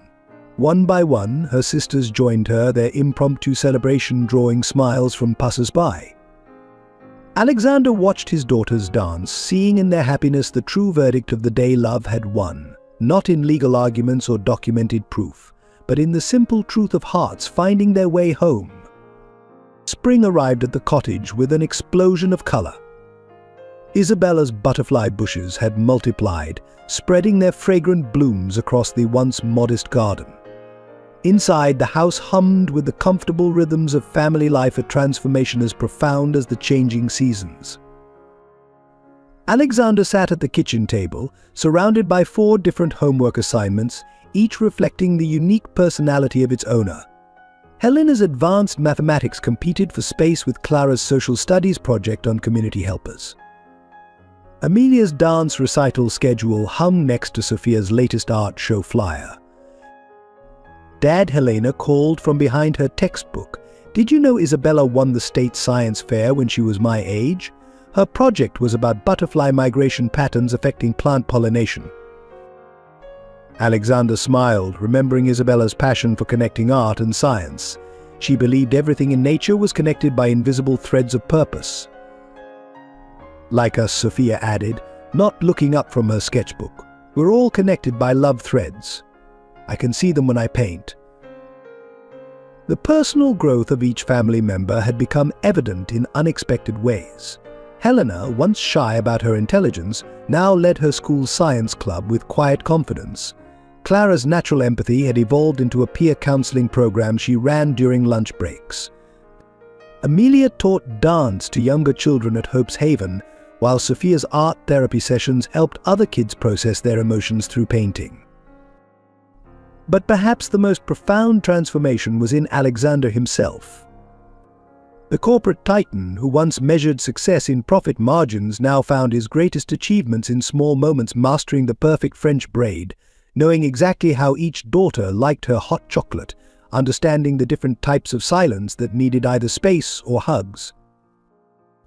Teresa, who had become an integral part of their daily lives, watched this evolution with knowing eyes.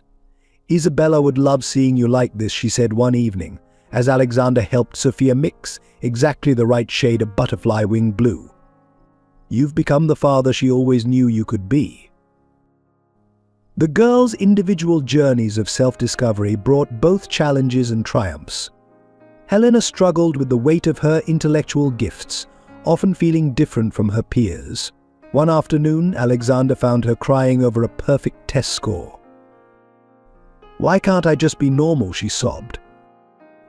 "Your mother once asked the same question," he revealed, pulling out one of Isabella's old journals. "Look what she wrote. Being different isn't a burden, it's a gift, waiting to be understood." Clara's empathy sometimes overwhelmed her. She felt everything so deeply that other children's pain became her own. Through working with Teresa, she learned to channel this sensitivity into healing rather than hurting. Amelia's dancing evolved from simple expression to storytelling. She choreographed pieces that told their family's journey, each movement a word in the language of love. "When I dance," she explained, "I can feel the butterfly lady dancing with me." Sophia's art underwent the most visible transformation. Her paintings, once simple copies of Isabella's style, developed their own unique voice while maintaining that essential connection to love and hope. Her first solo exhibition at Hope's Haven drew unexpected attention from the art world. "She captures emotion like Isabella did," one critic wrote, "but through her own distinct lens of childhood wisdom and inherited grace." The cottage itself reflected their growth. Walls that started bare now told their story in photos, artwork, dance ribbons, and science fair medals. The garden blazed with experiments: Helena's butterfly research station, Clara's healing herbs, Amelia's dance practice space, and Sophia's outdoor painting nook. One Saturday morning, Alexander found another letter from Isabella in the butterfly box. "My beloved family, watching you grow into yourselves brings me more joy than you can imagine. Each of you is becoming exactly who you were meant to be, not copies or replacements, but unique souls connected by love's mysterious threads. Helena, your brilliant mind sees patterns that others miss, just as I did. Don't dim your light to make others comfortable. The world needs your kind of seeing. Clara, your heart feels the world so deeply. Remember that empathy is strength, not weakness. You're learning what I had to learn, that helping others heal helps you grow stronger too. Amelia, keep dancing your truth. Every movement tells a story, and yours is one of joy overcoming sorrow, of love finding new ways to express itself. Sophia, paint your own visions. The techniques I left you are just tools. Your heart knows what colors to use to show the world how love looks through your eyes. And Alex, my love, seeing you become this extraordinary father fills me with such pride. You've learned that strength isn't about control or success, it's about being soft enough to hold others' hearts gently. Teresa, my dear sister, thank you for helping our family find its wings. Your presence completes the circle of love I dreamed of creating. Remember, butterflies don't emerge from their chrysalis fully formed, they need time to strengthen their wings. Each struggle, each challenge, each moment of doubt is part of your beautiful transformation. Keep growing, keep loving, keep becoming. Forever in your hearts. Isabella. That evening, as the family gathered for their weekly movie night, Alexander looked at each face illuminated by the soft light and saw not just echoes of Isabella, but unique individuals growing into their own kind of beautiful. Helena curled up with her physics book, making notes about light refraction in butterfly wings. Clara arranged everyone's favorite snacks, intuitively knowing what each person needed. Amelia sat cross-legged on the floor, her body swaying slightly to music only she could hear. Sophia sketched the scene, capturing not just their appearances but the invisible threads of love connecting them all. Teresa caught Alexander's eye and smiled, understanding passing between them. They had all grown into something more than anyone could have predicted, not a replacement family, but a new kind of miracle, where love found ways to echo through generations while allowing each heart to beat its own unique rhythm. Outside, the butterfly bushes rustled in the evening breeze, their blooms catching the last light of day. Inside, a family continued their journey of becoming, each member growing not into someone else's shadow, but into their own light, connected by the endless threads of love that Isabella had woven between their hearts. The first sign of trouble came in a seemingly innocent envelope from the Department of Child Services. Alexander read the letter twice at the kitchen table, his coffee growing cold beside him as the implications sank in. They want to conduct a new investigation, he told Teresa, who had rushed over after his urgent call. According to this, there have been concerning reports about the girl's psychological well-being. Teresa's face darkened as she scanned the document. Richard, it has to be. Look at the filing date, just one day after his release from prison. Richard Mitchell had served 18 months for financial fraud and medical tampering in Isabella's case. Now, apparently he was wasting no time in resuming his campaign against their family. Dad Sophia appeared in the doorway, her sketchbook clutched to her chest. I drew something last night. I think you need to see it. The drawing showed darkening clouds gathering over Hope's Haven, with shadows reaching toward their cottage. But in the center, 4 butterflies circled protectively around a group of smaller figures, other children. He's not just coming after us anymore, Helena said, joining them. She adjusted her glasses, Isabella's gesture bringing a familiar ache to Alexander's heart. He's targeting all of Hope's Haven. Their fears proved correct. Within days, Hope's Haven received notice of a comprehensive audit. Anonymous complaints flooded the licensing board. Potential donors began withdrawing their support, citing concerns about operational practices. He's trying to destroy everything Isabella built, Teresa said during an emergency board meeting. Not just our family, but her entire legacy of helping children. The attack was methodical and multi-pronged. Richard, using his connections and remaining wealth, began purchasing properties around Hope's Haven, slowly encircling the safe haven Isabella had created. Development notices appeared, threatening to transform the peaceful neighborhood into high-rise apartments. How can he do this, Clara asked, her natural empathy struggling to comprehend such calculated cruelty. Doesn't he care about the children who need this place? But Richard's most devastating move targeted the heart of their family. Through a series of shell companies, he began acquiring shares in the trust Isabella had established for the girls' care. If he gained control, he could dictate every aspect of their lives, where they lived, what schools they attended, even their access to Isabella's art and personal belongings. He's trying to erase her, Amelia observed, her usual dance-like movement stilled by worry. Not just from our lives, but from everyone's memory. The pressure mounted. Other families at Hope's Haven began receiving offers substantial financial incentives to withdraw their children and discredit the institution. Some, facing their own struggles, reluctantly accepted. Alexander watched his daughters handle the crisis with remarkable grace. Sophia organized an art show celebrating Hope's Haven's impact on children's lives. Helena created a presentation documenting the institution's successful placement rates. Clara started a support group for worried families, while Amelia choreographed a dance performance that told their story of love transcending adversity. But late at night, when they thought he couldn't hear, Alexander caught the sounds of their private fears. Sophia's muffled sobs as she painted through nightmares. Helena's frustrated pacing as she tried to logic her way through emotional pain. Clara's quiet prayers for strength to help others while her own heart ached. Amelia's silent dancing, her movements heavy with worry.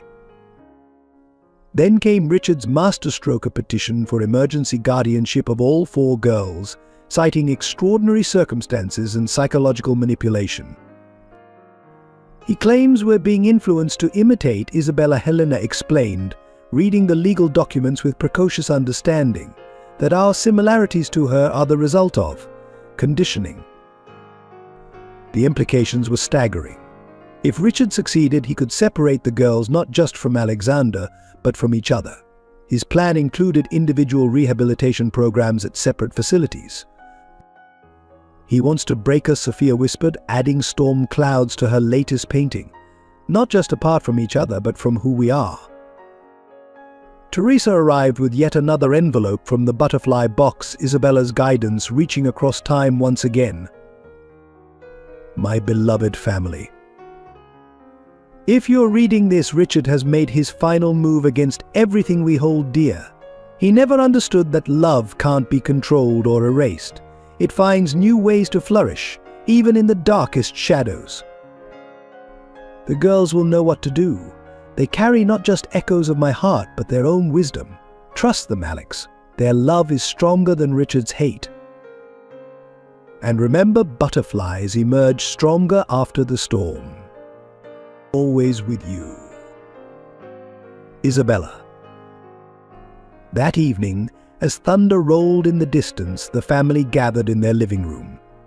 The girls, instead of showing fear, displayed a quiet determination that reminded Alexander powerfully of their mother. "We need to show everyone," Sophia said, revealing a new series of paintings. "Not just tell them, but show them what real family means." "The truth about Uncle Richard too," Clara added. "Not to hurt him, but to help others understand why he fights so hard against love." "We'll need everyone's help," Helena calculated. "All the families we've helped, all the children who found hope here. And we'll tell our story through art," Amelia suggested, already moving to music only she could hear, through dance, through paintings, through hearts connecting. Alexander looked at his daughters, these extraordinary children who carried Isabella's spirit while blazing their own paths.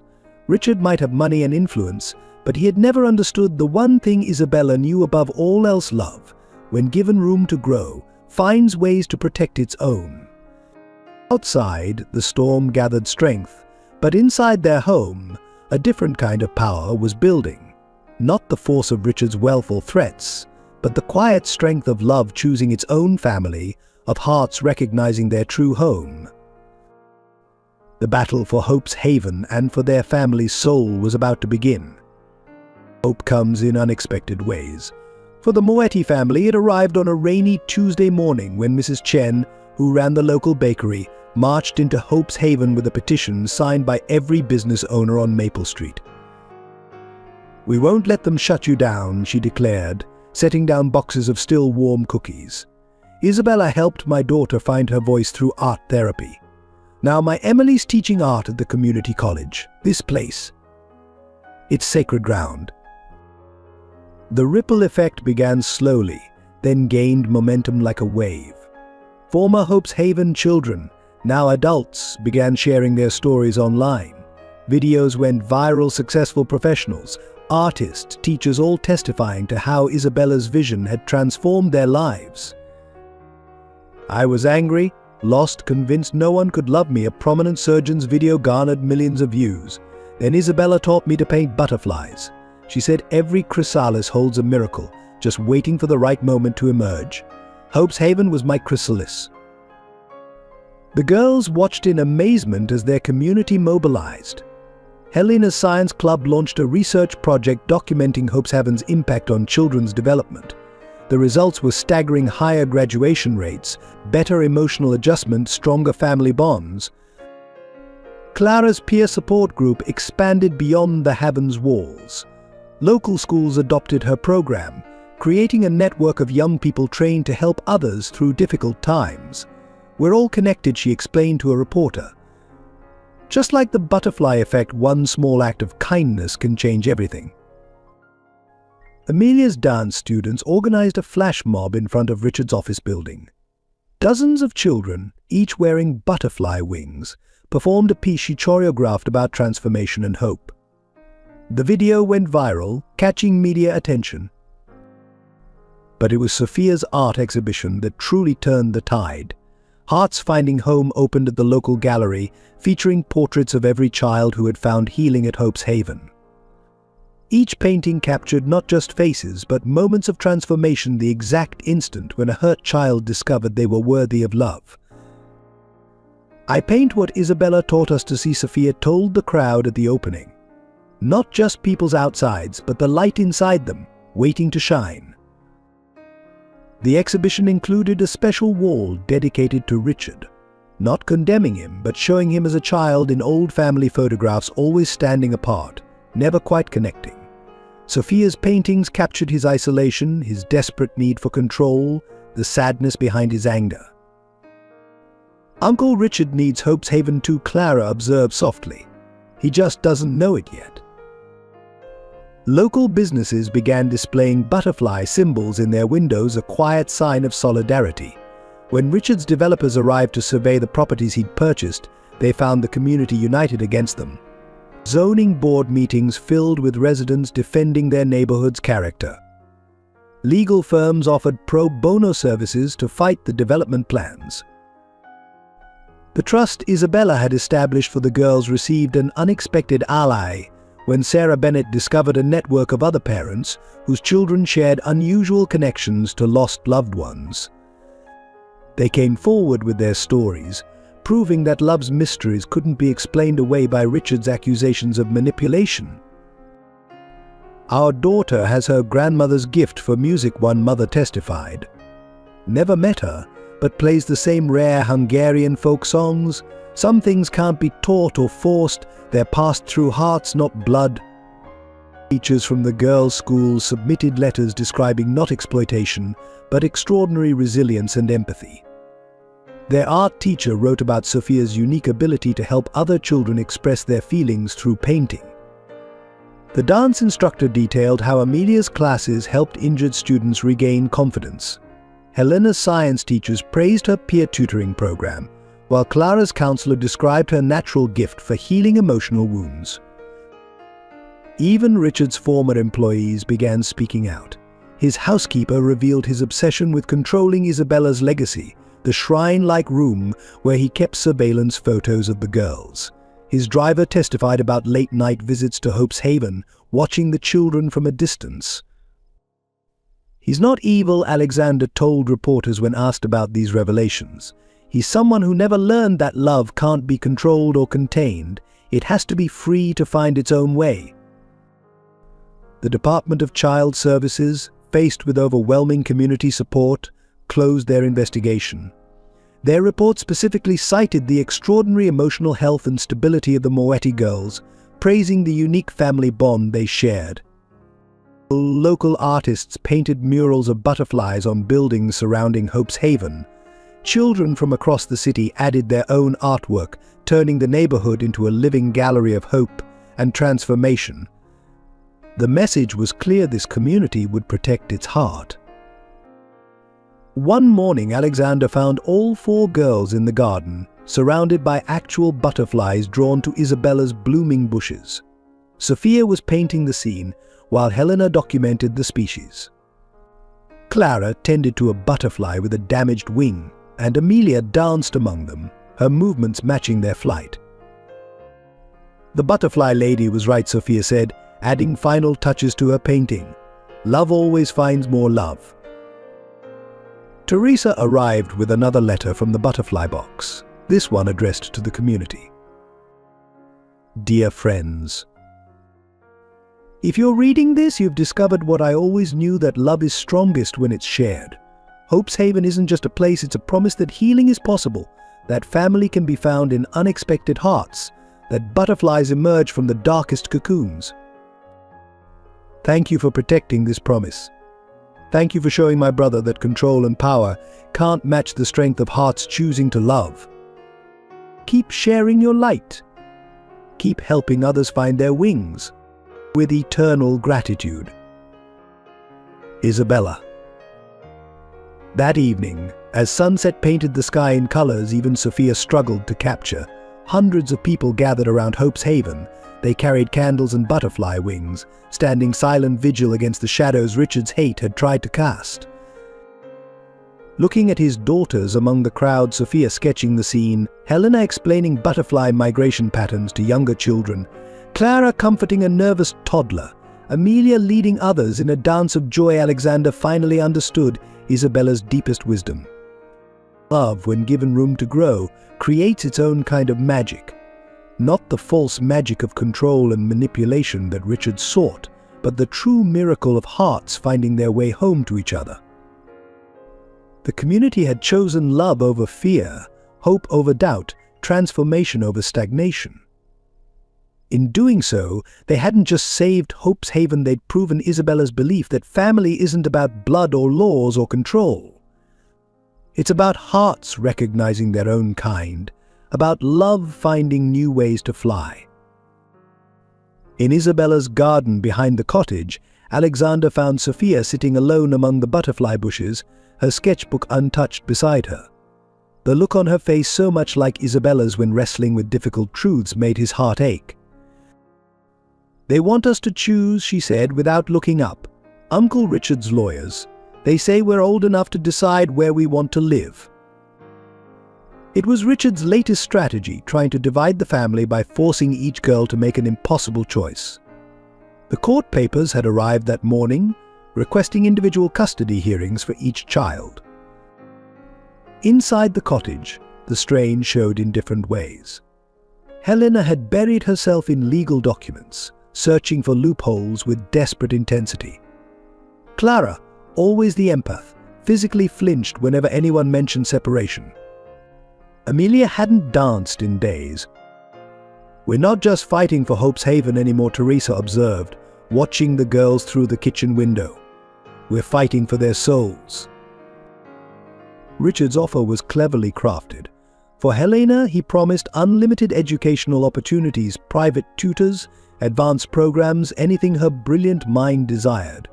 Clara was offered a chance to help establish a new children's charity, one with greater resources than Hope's Haven. Amelia would have access to world-class dance training, while Sophia was promised her own art studio and exhibitions in major galleries. "He's trying to buy us with pieces of our dreams," Helena said bitterly, pushing away another glossy brochure. "As if we could be happy having everything we want but losing everything we love." The personal cost became evident in small moments. Sophia stopped painting butterflies, her artwork turning dark and stormy. Helena's perfect grades began to slip as she spent nights researching legal precedents instead of studying. Clara took on everyone's pain until she made herself physically ill. Amelia's dance movements became sharp, angry, losing their natural grace. "I don't want to choose," Clara whispered one night, crawling into Alexander's bed like she used to when first adopted. "We can't be us without each other." Alexander held her, remembering how Isabella used to comfort him through difficult decisions. Sometimes he said softly, "The hardest choice is staying true to who you are when the world tries to make you something else." The pressure mounted as the custody hearings approached. Richard's lawyers arranged casual meetings with each girl, presenting increasingly tempting offers. Helena came home from one such meeting in tears. "He has mother's research journals," she sobbed. "All her scientific papers, her notes, everything I've wanted to read," he says. "He says I can have them if I choose him." Sophia hadn't spoken for 2 days after her meeting. When she finally broke her silence, it was to reveal something that shook them all. "He has her last painting," she said during family dinner. "The one she never finished. He says he'll let me complete it." Teresa reached for another letter from the butterfly box, but found it empty. For the first time, Isabella's guidance wasn't there to light their way. Then Amelia did something unexpected. She began to dance. Not her usual joyful movements, but something new, a dance that spoke of choices and consequences, of love and loss, of 4 hearts beating as one. One by one, her sisters joined her. Sophia sketched their movements, Helena analyzed their patterns, Clara felt their emotions.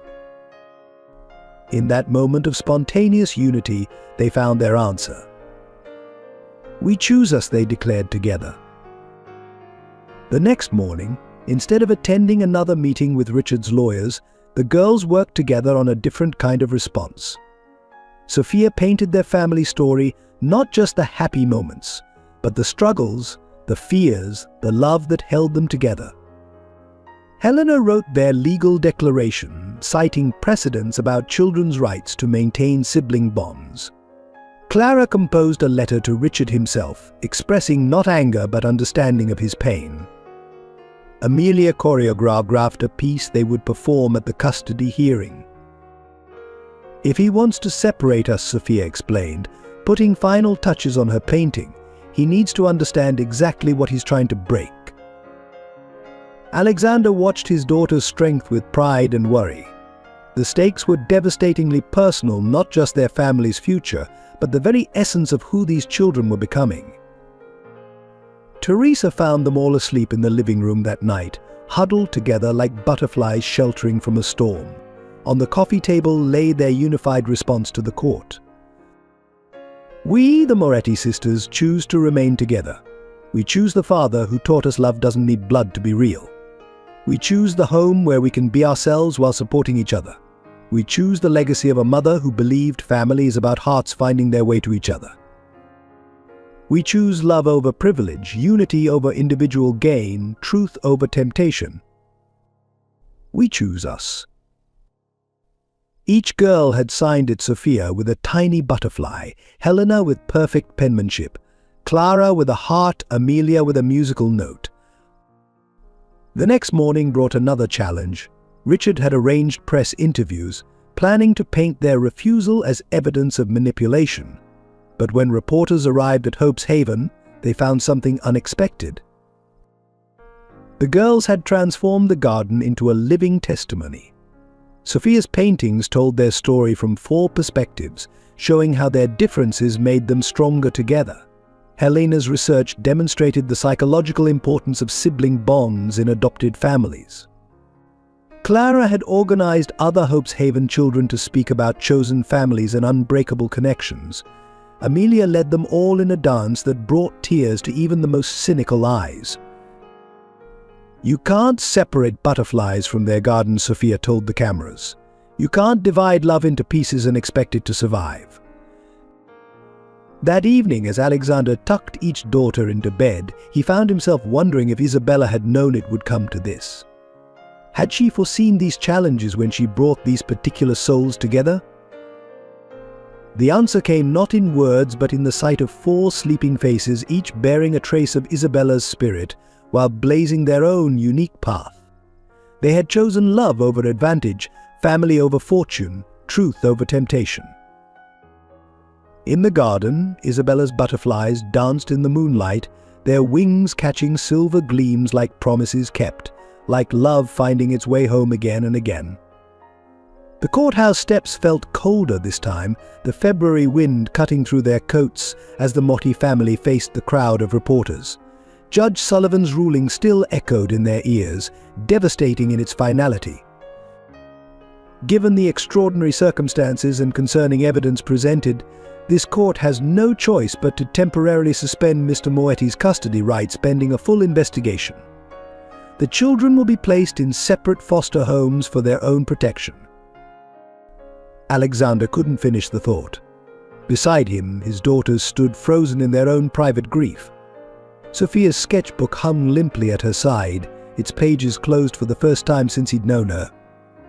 Helena's glasses fogged with unshed tears as she clutched her research notes, all her logical arguments rendered useless. Clara, always the strongest in emotional crises, seemed to physically shrink under the weight of their collective pain. Amelia's usual dancer's grace had abandoned her, leaving her movements sharp and uncertain. But Richard's evidence had been masterfully crafted.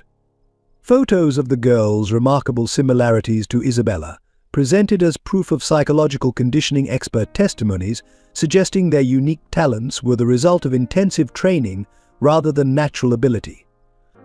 Financial records implying Alexander had used Isabella's foundation money to create this family. The children will be transferred to their temporary homes tomorrow morning, the social worker explained, her voice professionally detached. They'll be allowed supervised phone calls after a 2-week adjustment period. 2 weeks. 14 days without seeing each other, without their morning ritual of Sophia's pancake art and Helena's science facts, without Clara's healing hugs and Amelia's spontaneous dance performances. 2 weeks that felt like an eternity. Back at the cottage, they faced their last evening together with quiet desperation. No one mentioned the packed bags by the door, each containing the few personal items they were allowed to take. Sophia's art supplies had been deemed potentially triggering and would remain behind.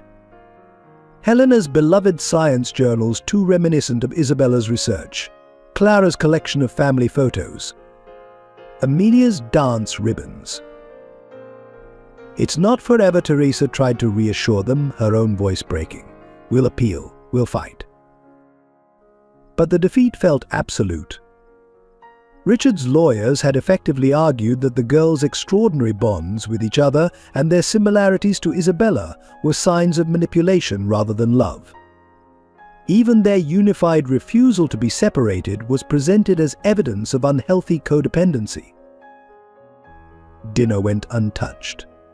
Instead, they gathered in the living room, surrounded by the life they'd built together. Sophia's paintings covered the walls, their family story told in colors and light. Helena's science fair medals hung beside Clara's peer counseling certificates and Amelia's dance trophies. Every surface held memories of love found, of hearts choosing each other. "Can we sleep here tonight?" Clara asked softly. "All together, one last time." Alexander helped them build a nest of blankets and pillows on the floor, just as they had during their first weeks as a family. Each girl found her place in their familiar pattern, Sophia curled against his left side, Helena on his right, Clara and Amelia completing the circle. "Tell us about the day you found us," Amelia whispered, a request they'd heard countless times before. Tonight it carried new weight. "I was walking home from work," Alexander began, his voice rough with emotion.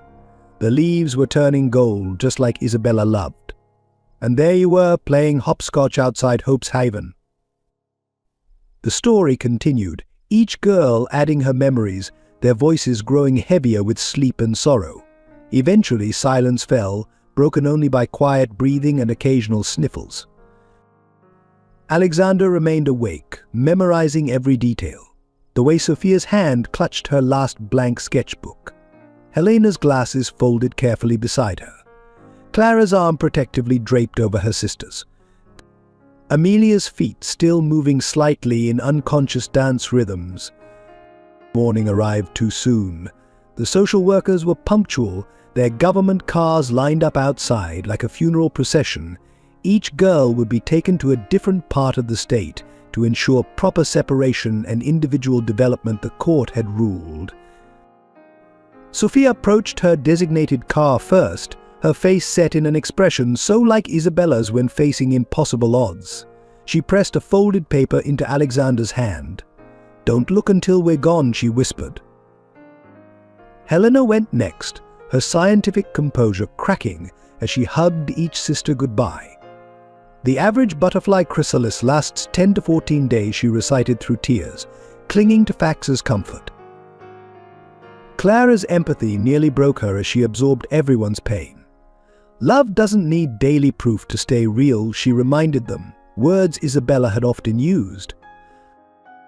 Amelia was last, her final dance step faltering as she reached her car. The butterfly lady promised, she said. She promised love finds a way. Alexander stood with Teresa, watching 4 separate cars take his heart in different directions. Only then did he unfold Sophia's paper. It was a sketch of their family, but not as they were. Instead, she had drawn them as they would be reunited, stronger, their bonds unbroken by distance or decree. In the corner, she had written Isabella's words, sometimes love needs to weather a storm to prove how strong its wings have grown. The cottage felt impossibly empty. Alexander moved through silent rooms where laughter had lived just hours before.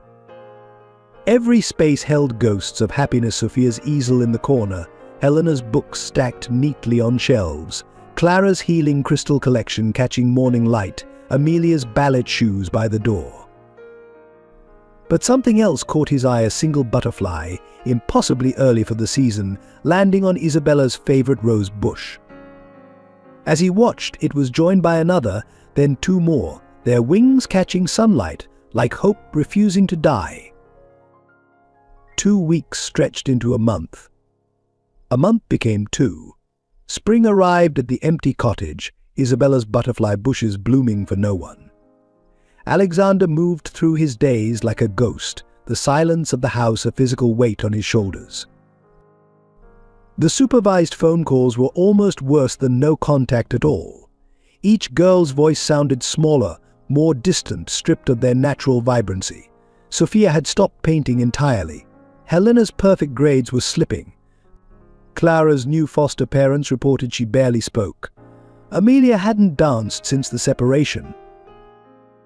They're adjusting, the social workers insisted. Learning to develop as individuals. But Alexander saw what they refused to acknowledge: 4 lights slowly dimming, 4 hearts struggling to beat out of sync.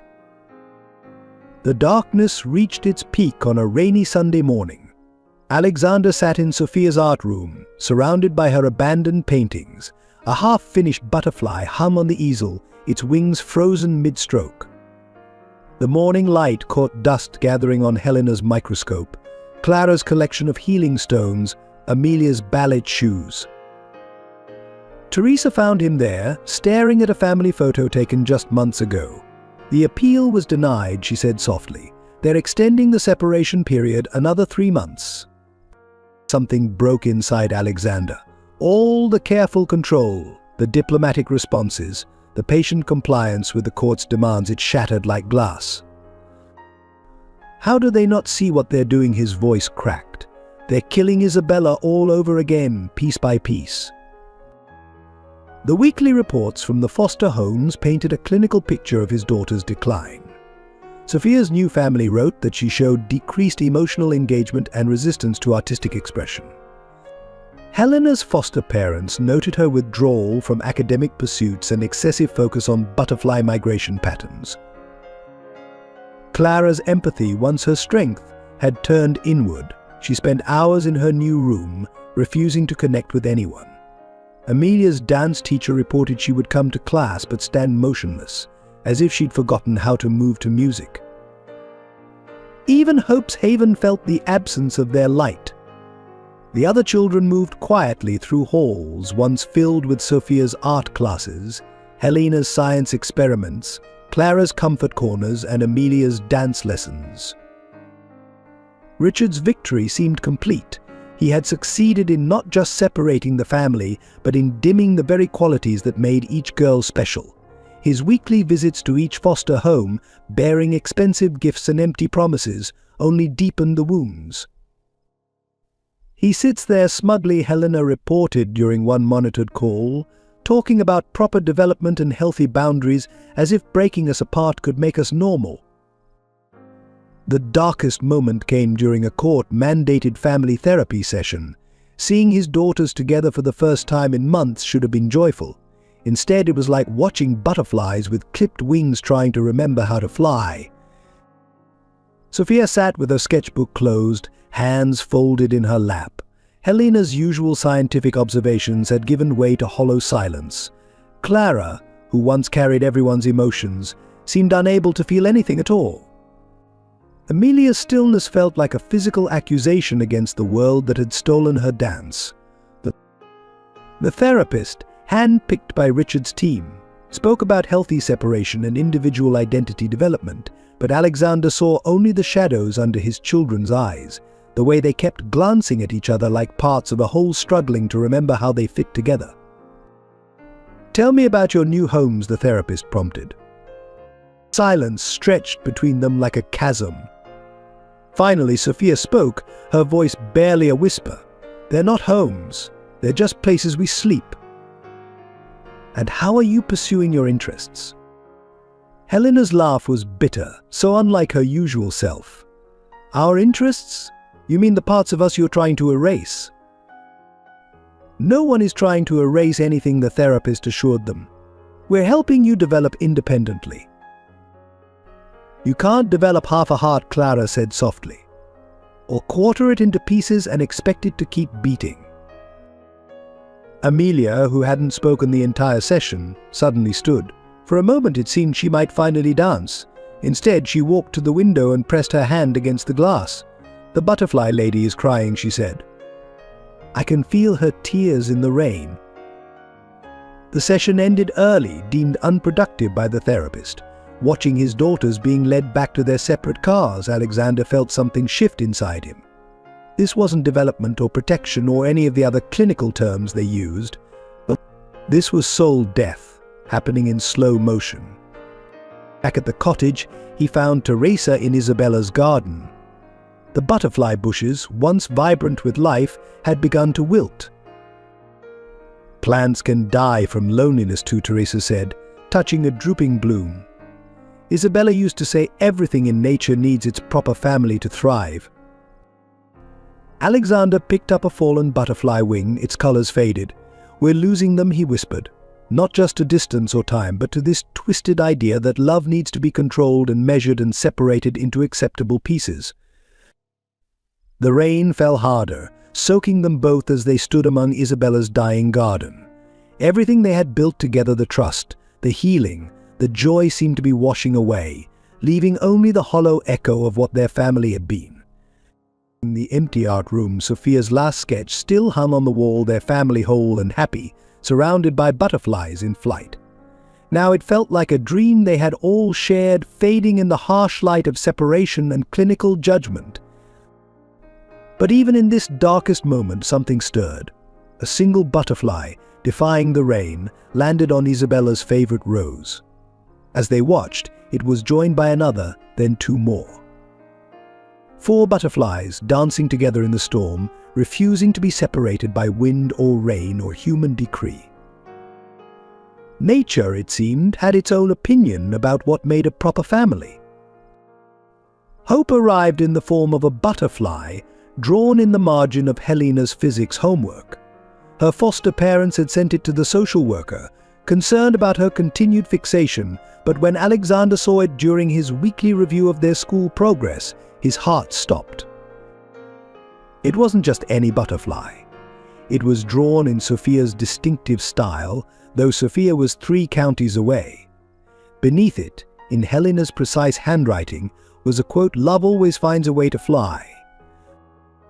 "Look at the date," Teresa said, examining the paper. All 4 girls drew butterflies in their schoolwork on the same day, at the same time. They began noticing other patterns. Clara's new counselor reported she spent exactly 12 minutes each morning facing east, the direction of the cottage. Amelia's foster mother mentioned she would wake at dawn to stand in the garden, as if listening for distant music. Then came Sophia's art therapy session.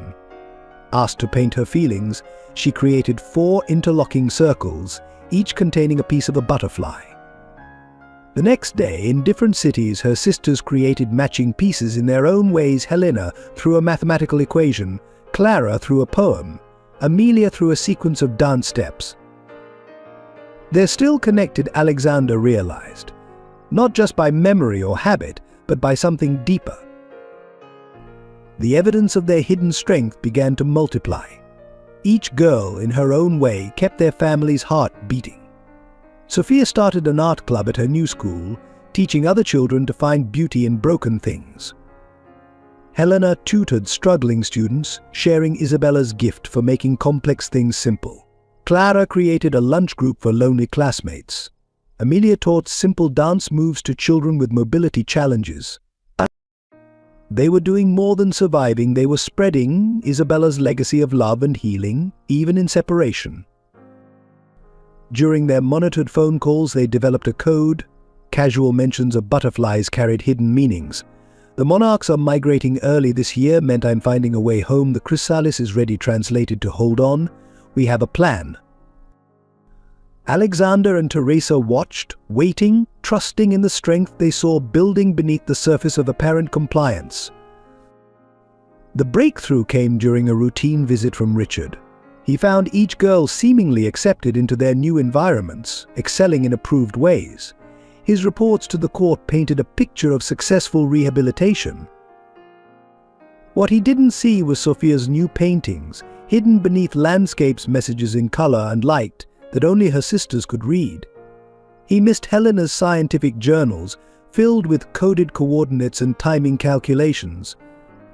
Clara's empathy had evolved into an underground network of support among foster children. Amelia's still movements concealed choreographed plans. Then came the day of Richard's grand announcement. He had arranged a press conference to showcase the success of his intervention. Each girl would demonstrate their healthy individual development. The event was held at Hope's Haven, a calculated move to prove his victory over Isabella's legacy. Reporters filled the garden where butterflies once danced. Richard stood at the podium, smiling his camera-ready smile. Today we celebrate 4 young girls finding their true selves, he began, free from unhealthy influences and manufactured similarities. That's when it happened. Sophia, called to display her appropriate art, unveiled a painting that made the audience gasp. It showed not the approved landscape she'd practiced, but their family's story: 4 butterflies emerging from a single chrysalis, their wings carrying pieces of Isabella's last unfinished work. Helena, instead of reciting her academic achievements, presented a scientific study on how butterflies navigate home across impossible distances. Clara stood and began connecting children in the audience with their own stories of separated families and resilient hearts. Amelia, required to perform a classical piece, danced their journey, instead separation, survival, and the unbreakable bonds of love. The girls moved in perfect synchronization, though they'd had no chance to practice together. Their hidden strength blazed forth, revealing what Richard had refused to see: love couldn't be legislated, controlled, or erased. As if summoned by their unified defiance, butterflies began appearing in the garden. Not just a few, but hundreds, drawn to Isabella's flowering bushes that had suddenly burst into bloom. They danced around the girls, creating a living echo of Isabella's presence. "You can't break what nature builds," Sophia announced, her voice carrying across the stunned crowd. "You can't separate hearts that choose to beat as one." Helena stepped forward. "We are not copies or creations. We're sisters, chosen by love, connected by something stronger than blood or law." Clara's gentle voice added strength to their chorus. "Every attempt to divide us has only proved how inseparable we are." Amelia's dance spoke louder than words as she moved through the butterfly cloud, her joy finally unbound. The reporters' cameras captured it all, not the story of rehabilitation Richard had planned, but a testament to love's hidden strength and the power of hearts choosing their own family. In the chaos that followed, Alexander found another letter in the butterfly box, one that had remained hidden until exactly this moment. "My beloved family." If you're reading this, you've discovered what I always knew, that true love grows stronger in separation, that hearts connected by choice cannot be divided by decree. The girls' strength isn't in their similarities to me, but in their unity with each other and the courage to be exactly who they are. Richard never understood that trying to break a butterfly's wings only proves how determined it is to fly. Keep dancing, my darlings. Keep painting, learning, feeling, and moving to the music of your connected hearts. You found the greatest strength of all, the power of love choosing its own way home. Forever with you. Isabella. The hidden strength they'd nurtured through months of separation now blazed like a beacon, impossible to ignore or deny. In the garden of Hope's Haven, surrounded by butterflies and witnesses to love's quiet power, 4 sisters stood united, their hearts beating in a rhythm that no court could silence, no distance could weaken, no decree could break. Nature, it seemed, had its own laws about what made a family whole. The revelation came on a stormy night, exactly 1 year after Isabella's passing. Richard Mitchell sat in his study, watching rain streak down windows that overlooked the now empty garden of Hope's Haven. The press conference disaster had shattered his carefully constructed plans, but it was the package that arrived that morning that finally broke his resolve. A leather journal, worn and water-stained, delivered by Isabella's old housekeeper. She made me promise, the elderly woman had said, trembling. 1 year after, not before, not after, exactly when the butterflies return. Now, as thunder rolled across Boston, Richard opened his sister's final message to him. Dear Richard, by the time you read this, you will have done everything in your power to destroy what I built. Not from hatred, though that's what others believe. From fear, the same fear I saw in your eyes when we were children, watching butterflies emerge from their chrysalis in Mother's garden. You were afraid then, as you are now, of things you couldn't control. Of love that doesn't follow rules or bend to power. Of hearts finding their own ways to connect. The study door opened. Alexander stood there, drenched from the storm, Teresa beside him. Richard didn't ask how they knew to come. Some things he was learning transcended logical explanation. You need to hear this, he said quietly, and continued reading aloud. I watched you grow into a man who believed love could be managed, contained, studied like one of your financial portfolios. When I fell ill, your need for control became desperate. You thought if you could regulate my treatments, monitor my movements, document every decision, you could somehow prevent the inevitable. But you couldn't control death, just as you couldn't control how I chose to leave my legacy of love. Richard's voice cracked. Alexander and Teresa sat silently, listening as years of hidden truth poured forth. The girls, Richard looked up, his face stripped of its usual mask. I convinced myself they were part of some elaborate deception. That you had somehow found children who looked like her, trained them to mimic her, because the alternative, that love could create such profound connections without my understanding how, terrified me. Thunder crashed outside as Richard continued reading. You'll try to separate them, to prove they're not really connected, that their similarities to me are manufactured, but in doing so, you'll discover what I learned watching butterflies with you all those years ago. Nature has its own wisdom about family and love that no human control can override. The truth, dear brother, is simple. I didn't choose these girls because they were like me.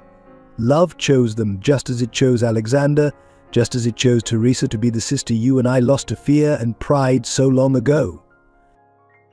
Teresa's breath caught. Richard met her eyes for the first time with recognition. You were the baby our parents gave away, the one Isabella found and I pretended didn't exist, because acknowledging you meant accepting that family could extend beyond our controlled, proper boundaries. Alexander watched his former enemy crumble under the weight of truth. Why, Richard? Why go to such lengths to destroy us? Because you had what I never could, Richard whispered. Real love, not the orchestrated relationships I built, not the power-based alliances I cultivated. Isabella loved you freely, completely. And these girls, they love with that same unbridled force. I thought if I could break that, control it, study it, I could finally understand it. More thunder, closer now. Richard returned to the journal. My greatest regret is not helping you understand sooner, not showing you that love's mystery is its beauty, that family isn't about control but about hearts recognizing their own kind. The girls will show you if you let them. They carry not just echoes of my love, but their own unique capacity to love freely, completely, without fear. Let go, dear brother. Let love surprise you as it surprised me when I found these extraordinary children, when I discovered our lost sister, when I fell in love with a man who taught me that family isn't about blood or status or control. Love always finds a way to fly. It's time to stop clipping wings and start watching butterflies dance. Forever your loving sister, Isabella. Richard stood shakily, moving to his desk. He withdrew a thick file, all his legal motions, his evidence, his carefully constructed case against their family. With trembling hands, he fed the papers into his shredder. I filed the paperwork this morning, he said quietly. Withdrawing all claims, all charges. The girls can come home. But he wasn't finished. From his safe, he removed Isabella's last painting, the one he'd used to torment Sophia. This belongs with her family. All of it does. The storm outside began to ease as Richard made his final confession. He spoke of years of fear disguised as concern, of love twisted into control, of a brother so afraid of losing his sister that he tried to own every piece of her legacy.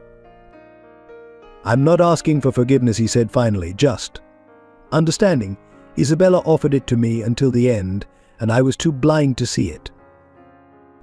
As if in answer, butterflies appeared at his window, 4 of them, their wings catching the first light breaking through the storm clouds. Alexander thought of his daughters, waiting at home, their strength and love having accomplished what no amount of logic or legal battles could, the healing of a heart frozen by fear. Isabella believed in second chances, he said softly, in love's power to transform even the most tightly closed hearts. Maybe it's time you met your nieces properly, not as subjects to be studied or controlled, but as the extraordinary souls they are. The sun broke through completely then, illuminating the study where a man who had spent years fighting love's mysteries finally surrendered to its simple truth. The Boston Globe's headline said it all. Morty family vindicated a story of love beyond understanding. Richard's public confession had opened floodgates of support and realization throughout the community. But people who had once judged now sought to understand. Those who had turned away now stepped forward to embrace a truth both simpler and more profound than they had imagined. The courthouse steps, where months ago they had faced defeat, now overflowed with supporters. Families from Hope's Haven, former critics, even the social workers who had enforced the separation, all gathered to witness the formal restoration of Alexander's custody rights. Judge Sullivan, who had once ordered the girls' separation, now stood before the crowded courtroom with visible emotion. In 30 years on the bench, she began, I've never issued a reversal with greater conviction. We sought to protect these children by applying standard measures to an extraordinary situation. In doing so, we nearly destroyed something beautiful and rare, a family bound by choice and love rather than conventional ties. The awakening spread through Boston like ripples in a pond. The elite social circles that had shunned them now organized fundraisers for Hope's Haven. Schools that had once viewed the girls with suspicion created programs celebrating diverse family structures. Local artists, inspired by Sophia's paintings, filled galleries with works exploring the theme of chosen families. Mrs. Chen, the bakery owner who had first stood by them, organized a welcome home celebration that grew far beyond her original plans. The entire neighborhood around Hope's Haven transformed into a festival of butterflies, paper ones hanging from trees, painted ones decorating windows, living ones drawn to Isabella's blooming garden, as if nature itself celebrated this victory of love over fear. The girls' return home became a testament to community transformation. Their former foster families, who had witnessed firsthand the power of their connection, came forward with stories that moved others to tears. Helena would wake every morning at exactly the same time as her sister's one foster mother shared. Though miles apart, they stayed synchronized in ways we couldn't explain but learned to respect. Clara's foster family spoke of mysterious comfort appearing just when other children in their care needed it most. She seemed to know, across any distance, when someone was hurting, just like her sisters knew when she needed them. Amelia's dance teacher admitted her prejudices had been transformed. "I thought their similarities were manufactured," coached. "Then I watched this child dance her family's story movements she couldn't have rehearsed with her sisters, yet matched perfectly with their own expressions of love and longing." Sophia's art therapy group created a mural on Hope's Heaven's wall, hundreds of butterflies, each carrying a message about love's power to create true family. The community added their own stories, until the wall became a living testament to all the ways hearts find to connect. Even the medical community, which had once supported Richard's clinical concerns, now published studies on emotional bonds that transcended traditional family structures. Dr. Sarah Bennett led research into what she called heart resonance, the mysterious ways love created connections that defied conventional explanation. Local news stations ran special features on Hope's Heaven's success stories. Children who had found healing there spoke about the Moetti sisters' impact on their lives. "They taught us that family isn't about matching DNA," one young boy said. "It's about matching hearts." The transformation reached beyond Boston. Other communities began examining their own assumptions about family bonds. Adoption agencies referenced the Moetti case when advocating for keeping sibling groups together. Social workers incorporated new understandings of emotional connections into their placement decisions. Richard's role in the community's awakening proved particularly powerful. His public acknowledgement of how fear had driven him to mistrust love's mysteries inspired others to examine their own prejudices. "I spent years trying to prove their connection was artificial," he told a packed auditorium at Hope's Haven. "I couldn't accept that love might know better than my charts and studies." Watching these extraordinary girls reunite, seeing how their separation only proved the depth of their bond, taught me that some truths don't need scientific explanation. The awakening culminated in a garden party at the cottage, where Isabella's butterfly bushes bloomed more vibrantly than ever. Community members who had once whispered suspicions now celebrated the miracle of four hearts finding their way home to each other. Sophia painted the scene, not just the visible gathering, but the invisible threads of understanding and acceptance that now connected their once divided community. Helena documented the statistical impossibility of so many butterflies appearing out of season, while Clara felt and shared the collective joy of hearts opening to love's mysteries. Amelia danced through the crowd, her movements expressing what words couldn't capture about transformation and acceptance. Isabella knew this would happen, Teresa told the gathered crowd. "Not just our family's reunion, but this community's awakening to love's power to create its own kind of magic." As if confirming her words, butterflies danced through the garden, their wings catching sunlight like promises kept, like fear transformed into understanding, like love finding new ways to fly. Alexander watched his daughters move through the celebration, each one glowing with the confidence of children who knew they were exactly where and who they were meant to be. The community that had once questioned their connection now celebrated it, having learned that some bonds grow stronger precisely because they defy explanation. In Isabella's garden, where love had planted seeds of understanding that finally bloomed into acceptance, Boston discovered what one remarkable woman had always known: that family is not about matching pieces but about hearts choosing to beat as one. That love's greatest mysteries are often its simplest truths. The final piece of truth emerged on Isabella's birthday. The family had gathered in her garden, where butterflies danced among late summer blooms. Richard, now a regular visitor, arrived carrying a wooden chest Alexander had never seen before. It was Mother's, he explained, setting it gently on the garden table. Isabella asked me to keep it until all the pieces were ready, until we could understand the whole truth. Teresa sat beside him, no longer the stranger he had once rejected, but the sister whose absence had started his fear of love's unpredictability. The girls gathered close, each carrying something Isabella had left for this moment: letters, journals, photographs that only now revealed their full significance. She left trails of truth, Helena observed, adjusting her glasses, like butterfly migration paths, each one leading to this moment.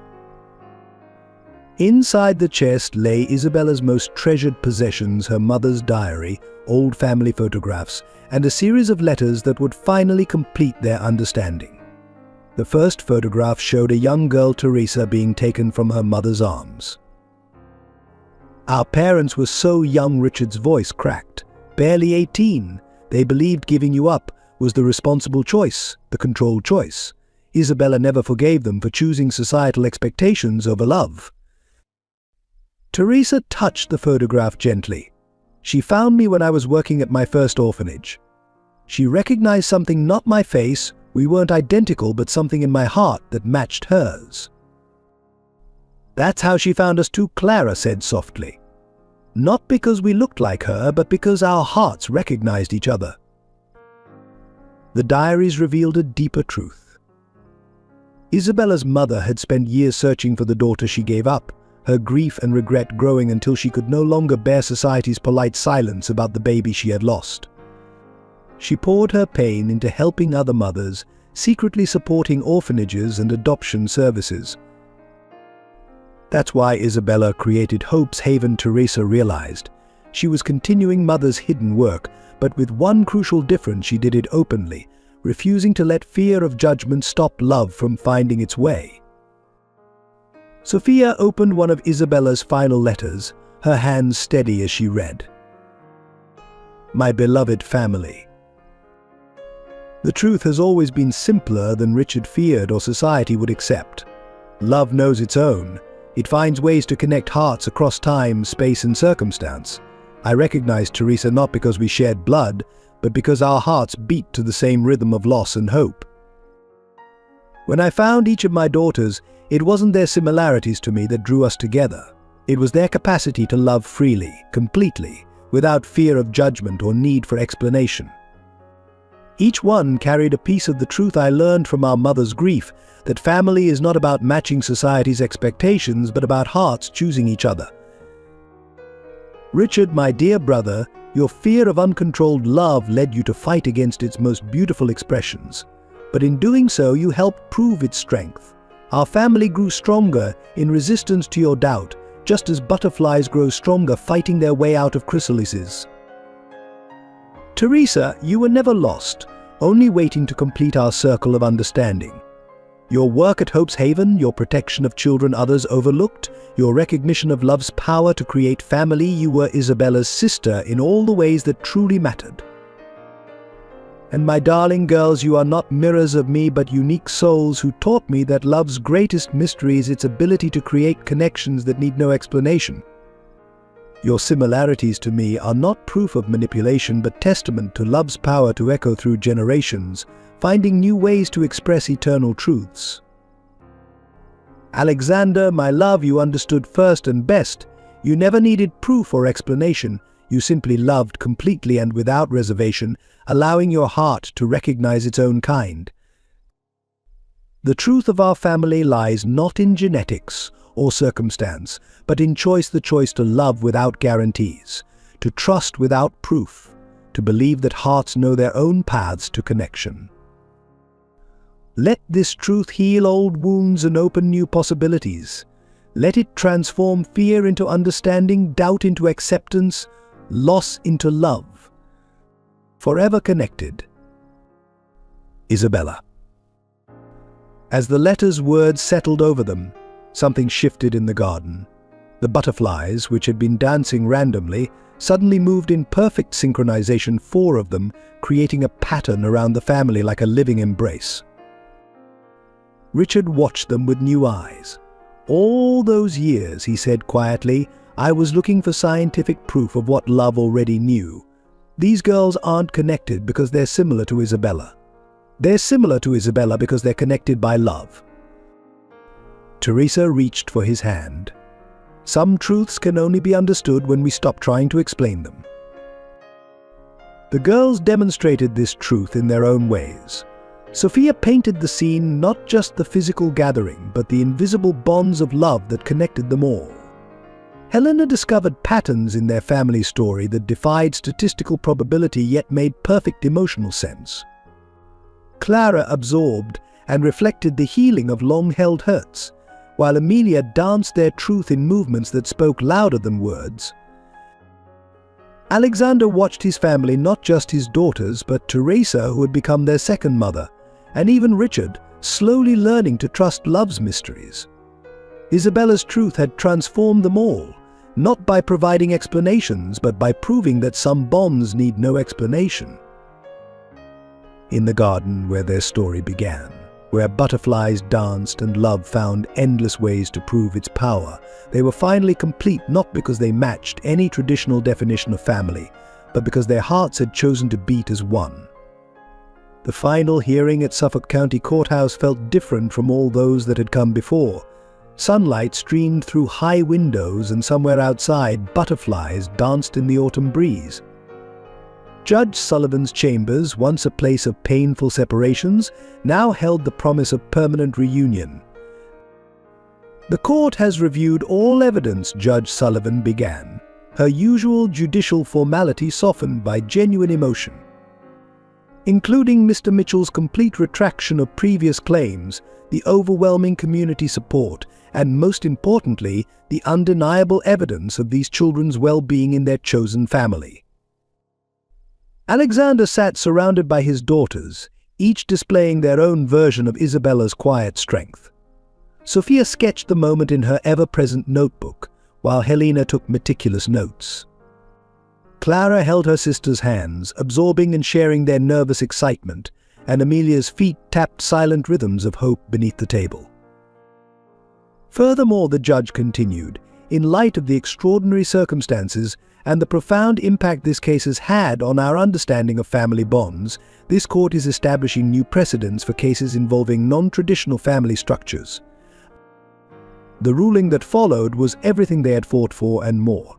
Not just custody rights, but legal recognition of their unique family bond. The trust Isabella had established was reinforced, Hope's heaven's future secured, and most importantly, the girls' right to remain together was permanently protected. "Let the record show," Judge Sullivan declared, her voice carrying to the packed courtroom, "that this court finds the bond between these four sisters and their father to be not just legal but fundamental to their well-being.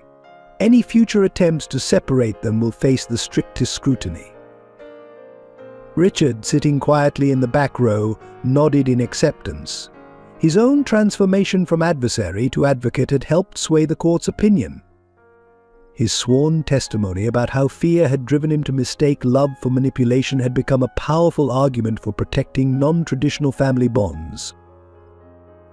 As the judge signed the final documents, Sophia revealed her latest painting, a courtroom scene where justice wore butterfly wings and carried scales balanced with hearts instead of weights. Helena had prepared a statistical analysis showing how their family's strength had grown through each challenge. Clara organized a group hug that somehow included even the usually stern bailiff, while Amelia's joy expressed itself in a spontaneous pirouette that made even Judge Sullivan smile. Outside the courthouse, the steps where they had once faced defeat now became a stage for celebration. The community that had learned to see beyond conventional definitions of family gathered to witness love's victory over fear and doubt. Mrs. Chen brought butterfly-shaped cookies from her bakery. Children from Hope's Haven released paper butterflies into the air. Former critics who had become allies shared stories of how the Moetti family had changed their understanding of what makes a family real. Teresa, now legally recognized as the girl's aunt and second guardian, read from Isabella's final letter to the court. Love creates its own legitimacy. It needs no external validation, no scientific explanation, no social approval. When hearts choose each other, they create bonds stronger than any law can break or any doubt can shake. These girls are sisters not because they share my mannerisms or talents, but because their hearts recognized each other as family. The legal victory represented more than just their family's right to stay together. It established precedents protecting other non-traditional families, creating pathways for love to be recognized in all its diverse forms. Hope's Heaven's future was secured with expanded funding and support. The programs Isabella had dreamed of, art therapy, emotional healing, family bonding, would now reach more children than ever before. The Moetti sisters' story became a beacon of hope for other children seeking their own chosen families. Judge Sullivan took an unprecedented step by establishing a special family court division dedicated to cases involving unique family bonds. The butterfly effect, as it became known, acknowledged that love's capacity to create family couldn't be measured by traditional standards. Richard's legal team, once used to separate the family, now dedicated themselves to protecting similar family bonds. The documentation of their case became a guide for other families fighting to stay together, proving that love could create connections as valid as any biological tie. Alexander watched his daughters absorb the victory in their unique ways. Sophia captured the joy in colors brighter than any she'd used during their separation. Helena documented every detail, creating an archive for future families who might need to fight similar battles. Clara's empathy reached out to other children in the courthouse, sharing their happiness, while Amelia's dance steps told stories of triumph and homecoming. As they left the courthouse, butterflies appeared, hundreds of them, drawn to the joy of the moment. They danced around the family in patterns that seemed to echo Isabella's words about love finding its own ways to prove its power. She knew, Sophia said softly, adding final touches to her sketch. She knew we'd have to fight to stay together, but she also knew love would win. The legal victory wasn't just an end to their struggle, it was a beginning of new understanding about how families could be formed, how love could create connections that deserved protection and respect, how hearts could choose their own paths to belonging. In Isabella's garden, where butterflies still danced among autumn flowers, the family gathered that evening to celebrate not just their victory, but the truth it represented, that love, when given room to grow and freedom to choose its own shape, creates bonds stronger than any law could devise or any doubt could break. The cottage transformed itself for the wedding, just as Isabella's butterfly garden bloomed out of season to celebrate love's newest chapter. Teresa, radiant in a dress that perfectly matched the butterfly's wings, stood beside Alexander under arch woven with Isabella's favorite flowers. The girls, each beautiful in their own way, formed a circle of love around their father and soon-to-be official mother. Sophia had painted their dresses with delicate butterfly patterns, while Helena calculated the exact moment when sunlight would create a natural spotlight through the garden's trees. Clara arranged everyone's positions to maximize emotional connection, and Amelia choreographed their movements to music only their hearts could hear. Isabella brought us together, Alexander began his vows, his voice steady with certainty. She taught us that love creates its own kind of family, that hearts know their own paths to connection. Teresa, you were her sister by choice before we knew you were her sister by blood. You helped protect our daughters when I couldn't. You kept Isabella's vision of love alive when others tried to extinguish it. Teresa's response came from the heart that had recognized its family across time and circumstance. I promise to continue Isabella's legacy of love not just in grand gestures, but in daily moments of understanding, in midnight comfort for bad dreams, in celebration of each unique spirit that makes our family whole. The girls had prepared their own surprise. As their parents exchanged rings, they performed a ceremony of their own design. Sophia unveiled a painting showing their family tree, not a traditional diagram of blood relations, but a butterfly garden where love created its own patterns of connection. Helena read a poem she had composed, weaving together scientific observations about family bonds in nature with the emotional truth of their own story. Clara led them in a ritual of hand, holding that spread through the gathered guests, creating a physical web of connection. Amelia danced their family's journey from separation to reunion, from fear to understanding, from loss to love renewed. Even Richard participated, his transformation from opponent to uncle complete. He gave a speech that moved many to tears, acknowledging how his fear of uncontrolled love had nearly destroyed something beautiful. Isabella taught me through these extraordinary girls that love doesn't need to be understood to be real, he said, watching his nieces with newfound wonder. It just needs to be allowed to fly free. The reception turned into a celebration of all forms of family. Children from Hope's Haven performed songs about chosen families.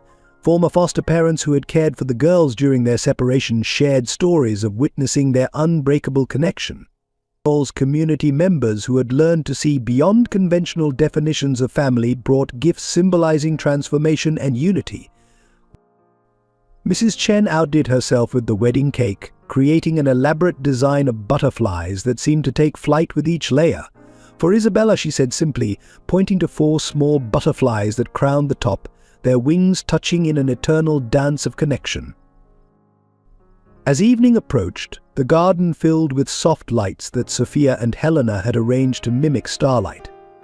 Clara ensured that every guest felt personally welcomed and connected, while Amelia led everyone in a dance that celebrated love's victory over fear and doubt. Then came the moment that brought tears to every eye. The girls unveiled their wedding gift, a completed version of Isabella's last unfinished painting. Each had contributed in their own way: Sophia's artistic vision, Helena's understanding of light and shadow, Clara's emotional depth, and Amelia's sense of movement. The painting showed their family not as it was, but as Isabella had seen it would become whole, united, strengthened by challenges overcome, made richer by love's ability to create connections beyond blood or law. She knew, Sophia explained, touching the butterfly that seemed to float off the canvas. She knew love would find a way to complete our family. As if in response to her words, real butterflies appeared in the twilight garden, their wings catching the last rays of sun like promises kept, like love proven true through trial and triumph. Teresa and Alexander's first dance as married couple became a family affair, with the girls joining in a choreographed celebration of their unity. Even Richard found himself drawn into the dance, his former rigidity melting into genuine joy. Later, as stars began to appear, Alexander found his daughters sitting in their favorite spot in the garden, where Isabella's presence felt strongest. "Do you think she's happy?" Clara asked softly, her natural empathy reaching across the boundary between worlds. Look, Sophia pointed to her latest sketch, a family portrait where butterflies formed a bridge between earth and sky, between loss and love, between what was and what had become. The probability of all of us finding each other, Helena mused, of love creating such specific connections across time and circumstance. It defies statistical explanation. Because love doesn't need explanation, Amelia said, dancing softly in place. It just needs room to fly. Teresa joined them, her wedding dress catching starlight like butterfly wings. Isabella knew love would find its way, she said, gathering her family close. Not just between her and Alexander, or between the girls, but between all of us. She knew hearts would recognize their own kind. The night ended with a tradition the girls had created, releasing paper lanterns into the sky, each carrying messages of love and gratitude. As the lights floated upward, joining the stars, their family stood united not by chance or circumstance, but by choice, by love's infinite capacity to create connections that defied explanation, but proved themselves real in every moment, every challenge, every triumph shared. In Isabella's garden, where butterflies still danced among night-blooming flowers, love had finally completed its transformation from loss to renewal, from separation to unity, from fear to understanding. The family she had envisioned, bound not by traditional ties but by hearts choosing to beat as one, stood whole and strong under the stars. 5 years after the wedding, Hope's Haven had grown beyond Isabella's wildest dreams. The original Victorian mansion now anchored a campus of healing and hope, where children from around the world found their own ways to create family bonds that transcended traditional definition. On a bright spring morning, Sophia, now a poised teenager, stood before an eager group of young artists. Her art therapy program, Butterfly Effects, had become Hope's Haven's most successful initiative.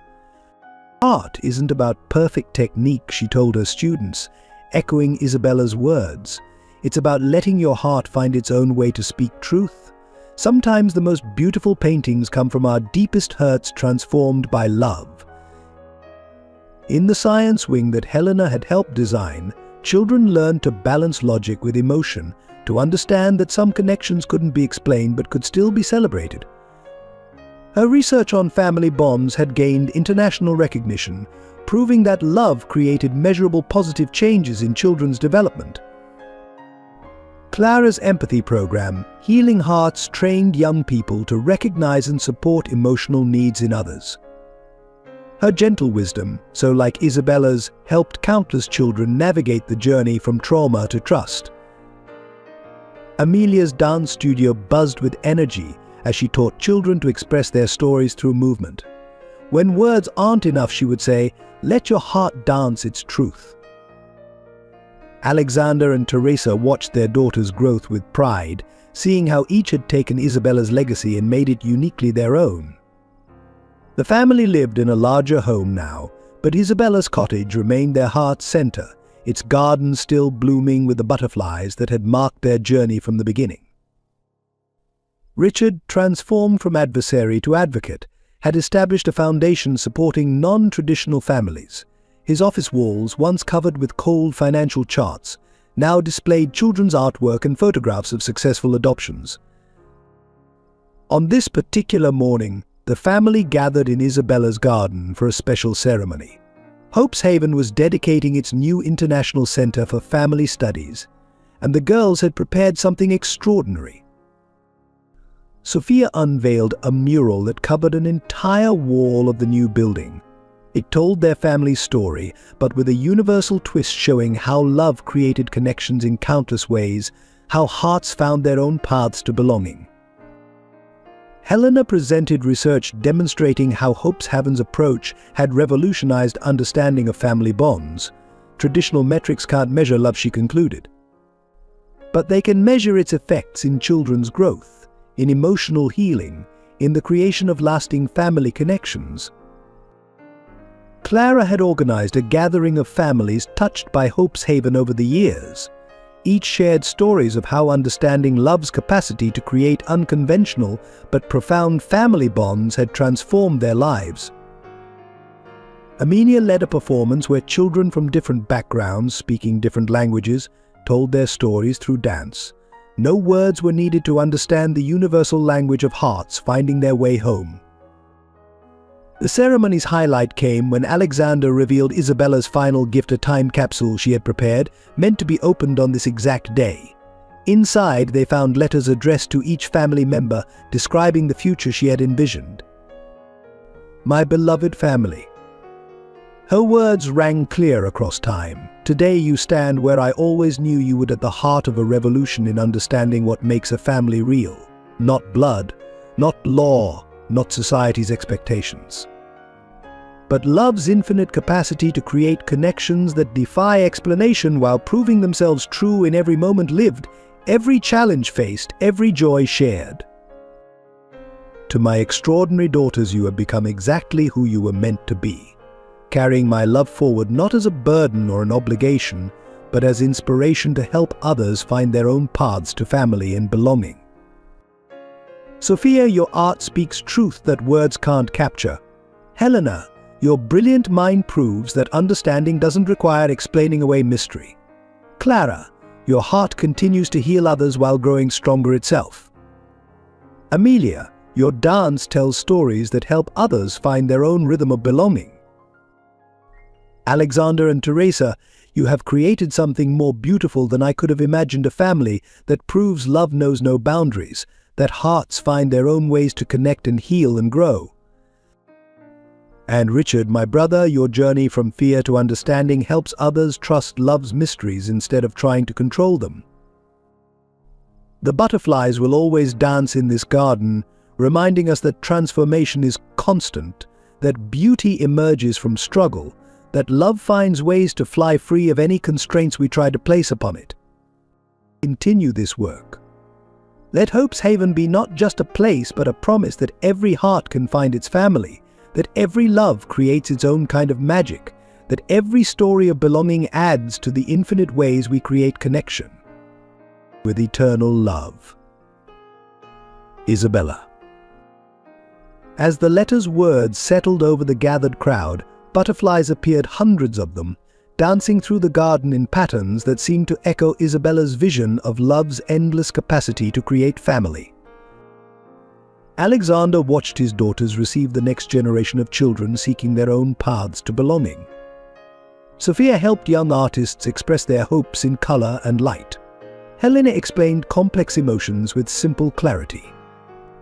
Clara's gentle presence soothed hurting hearts. Amelia's dance invited others to join in celebration of love's triumph. Isabella's legacy lived on, not just in the family she had created, but in every life touched by their story, every heart that learned to trust love's power to create connections beyond blood or law or understanding. In the garden where their journey began, where butterflies still danced among eternal blooms, love continued to find new ways to fly, to connect, to create family bonds that needed no explanation beyond the simple truth of hearts recognizing their own kind. Thank you for joining us on this emotional journey of love, family, and transformation.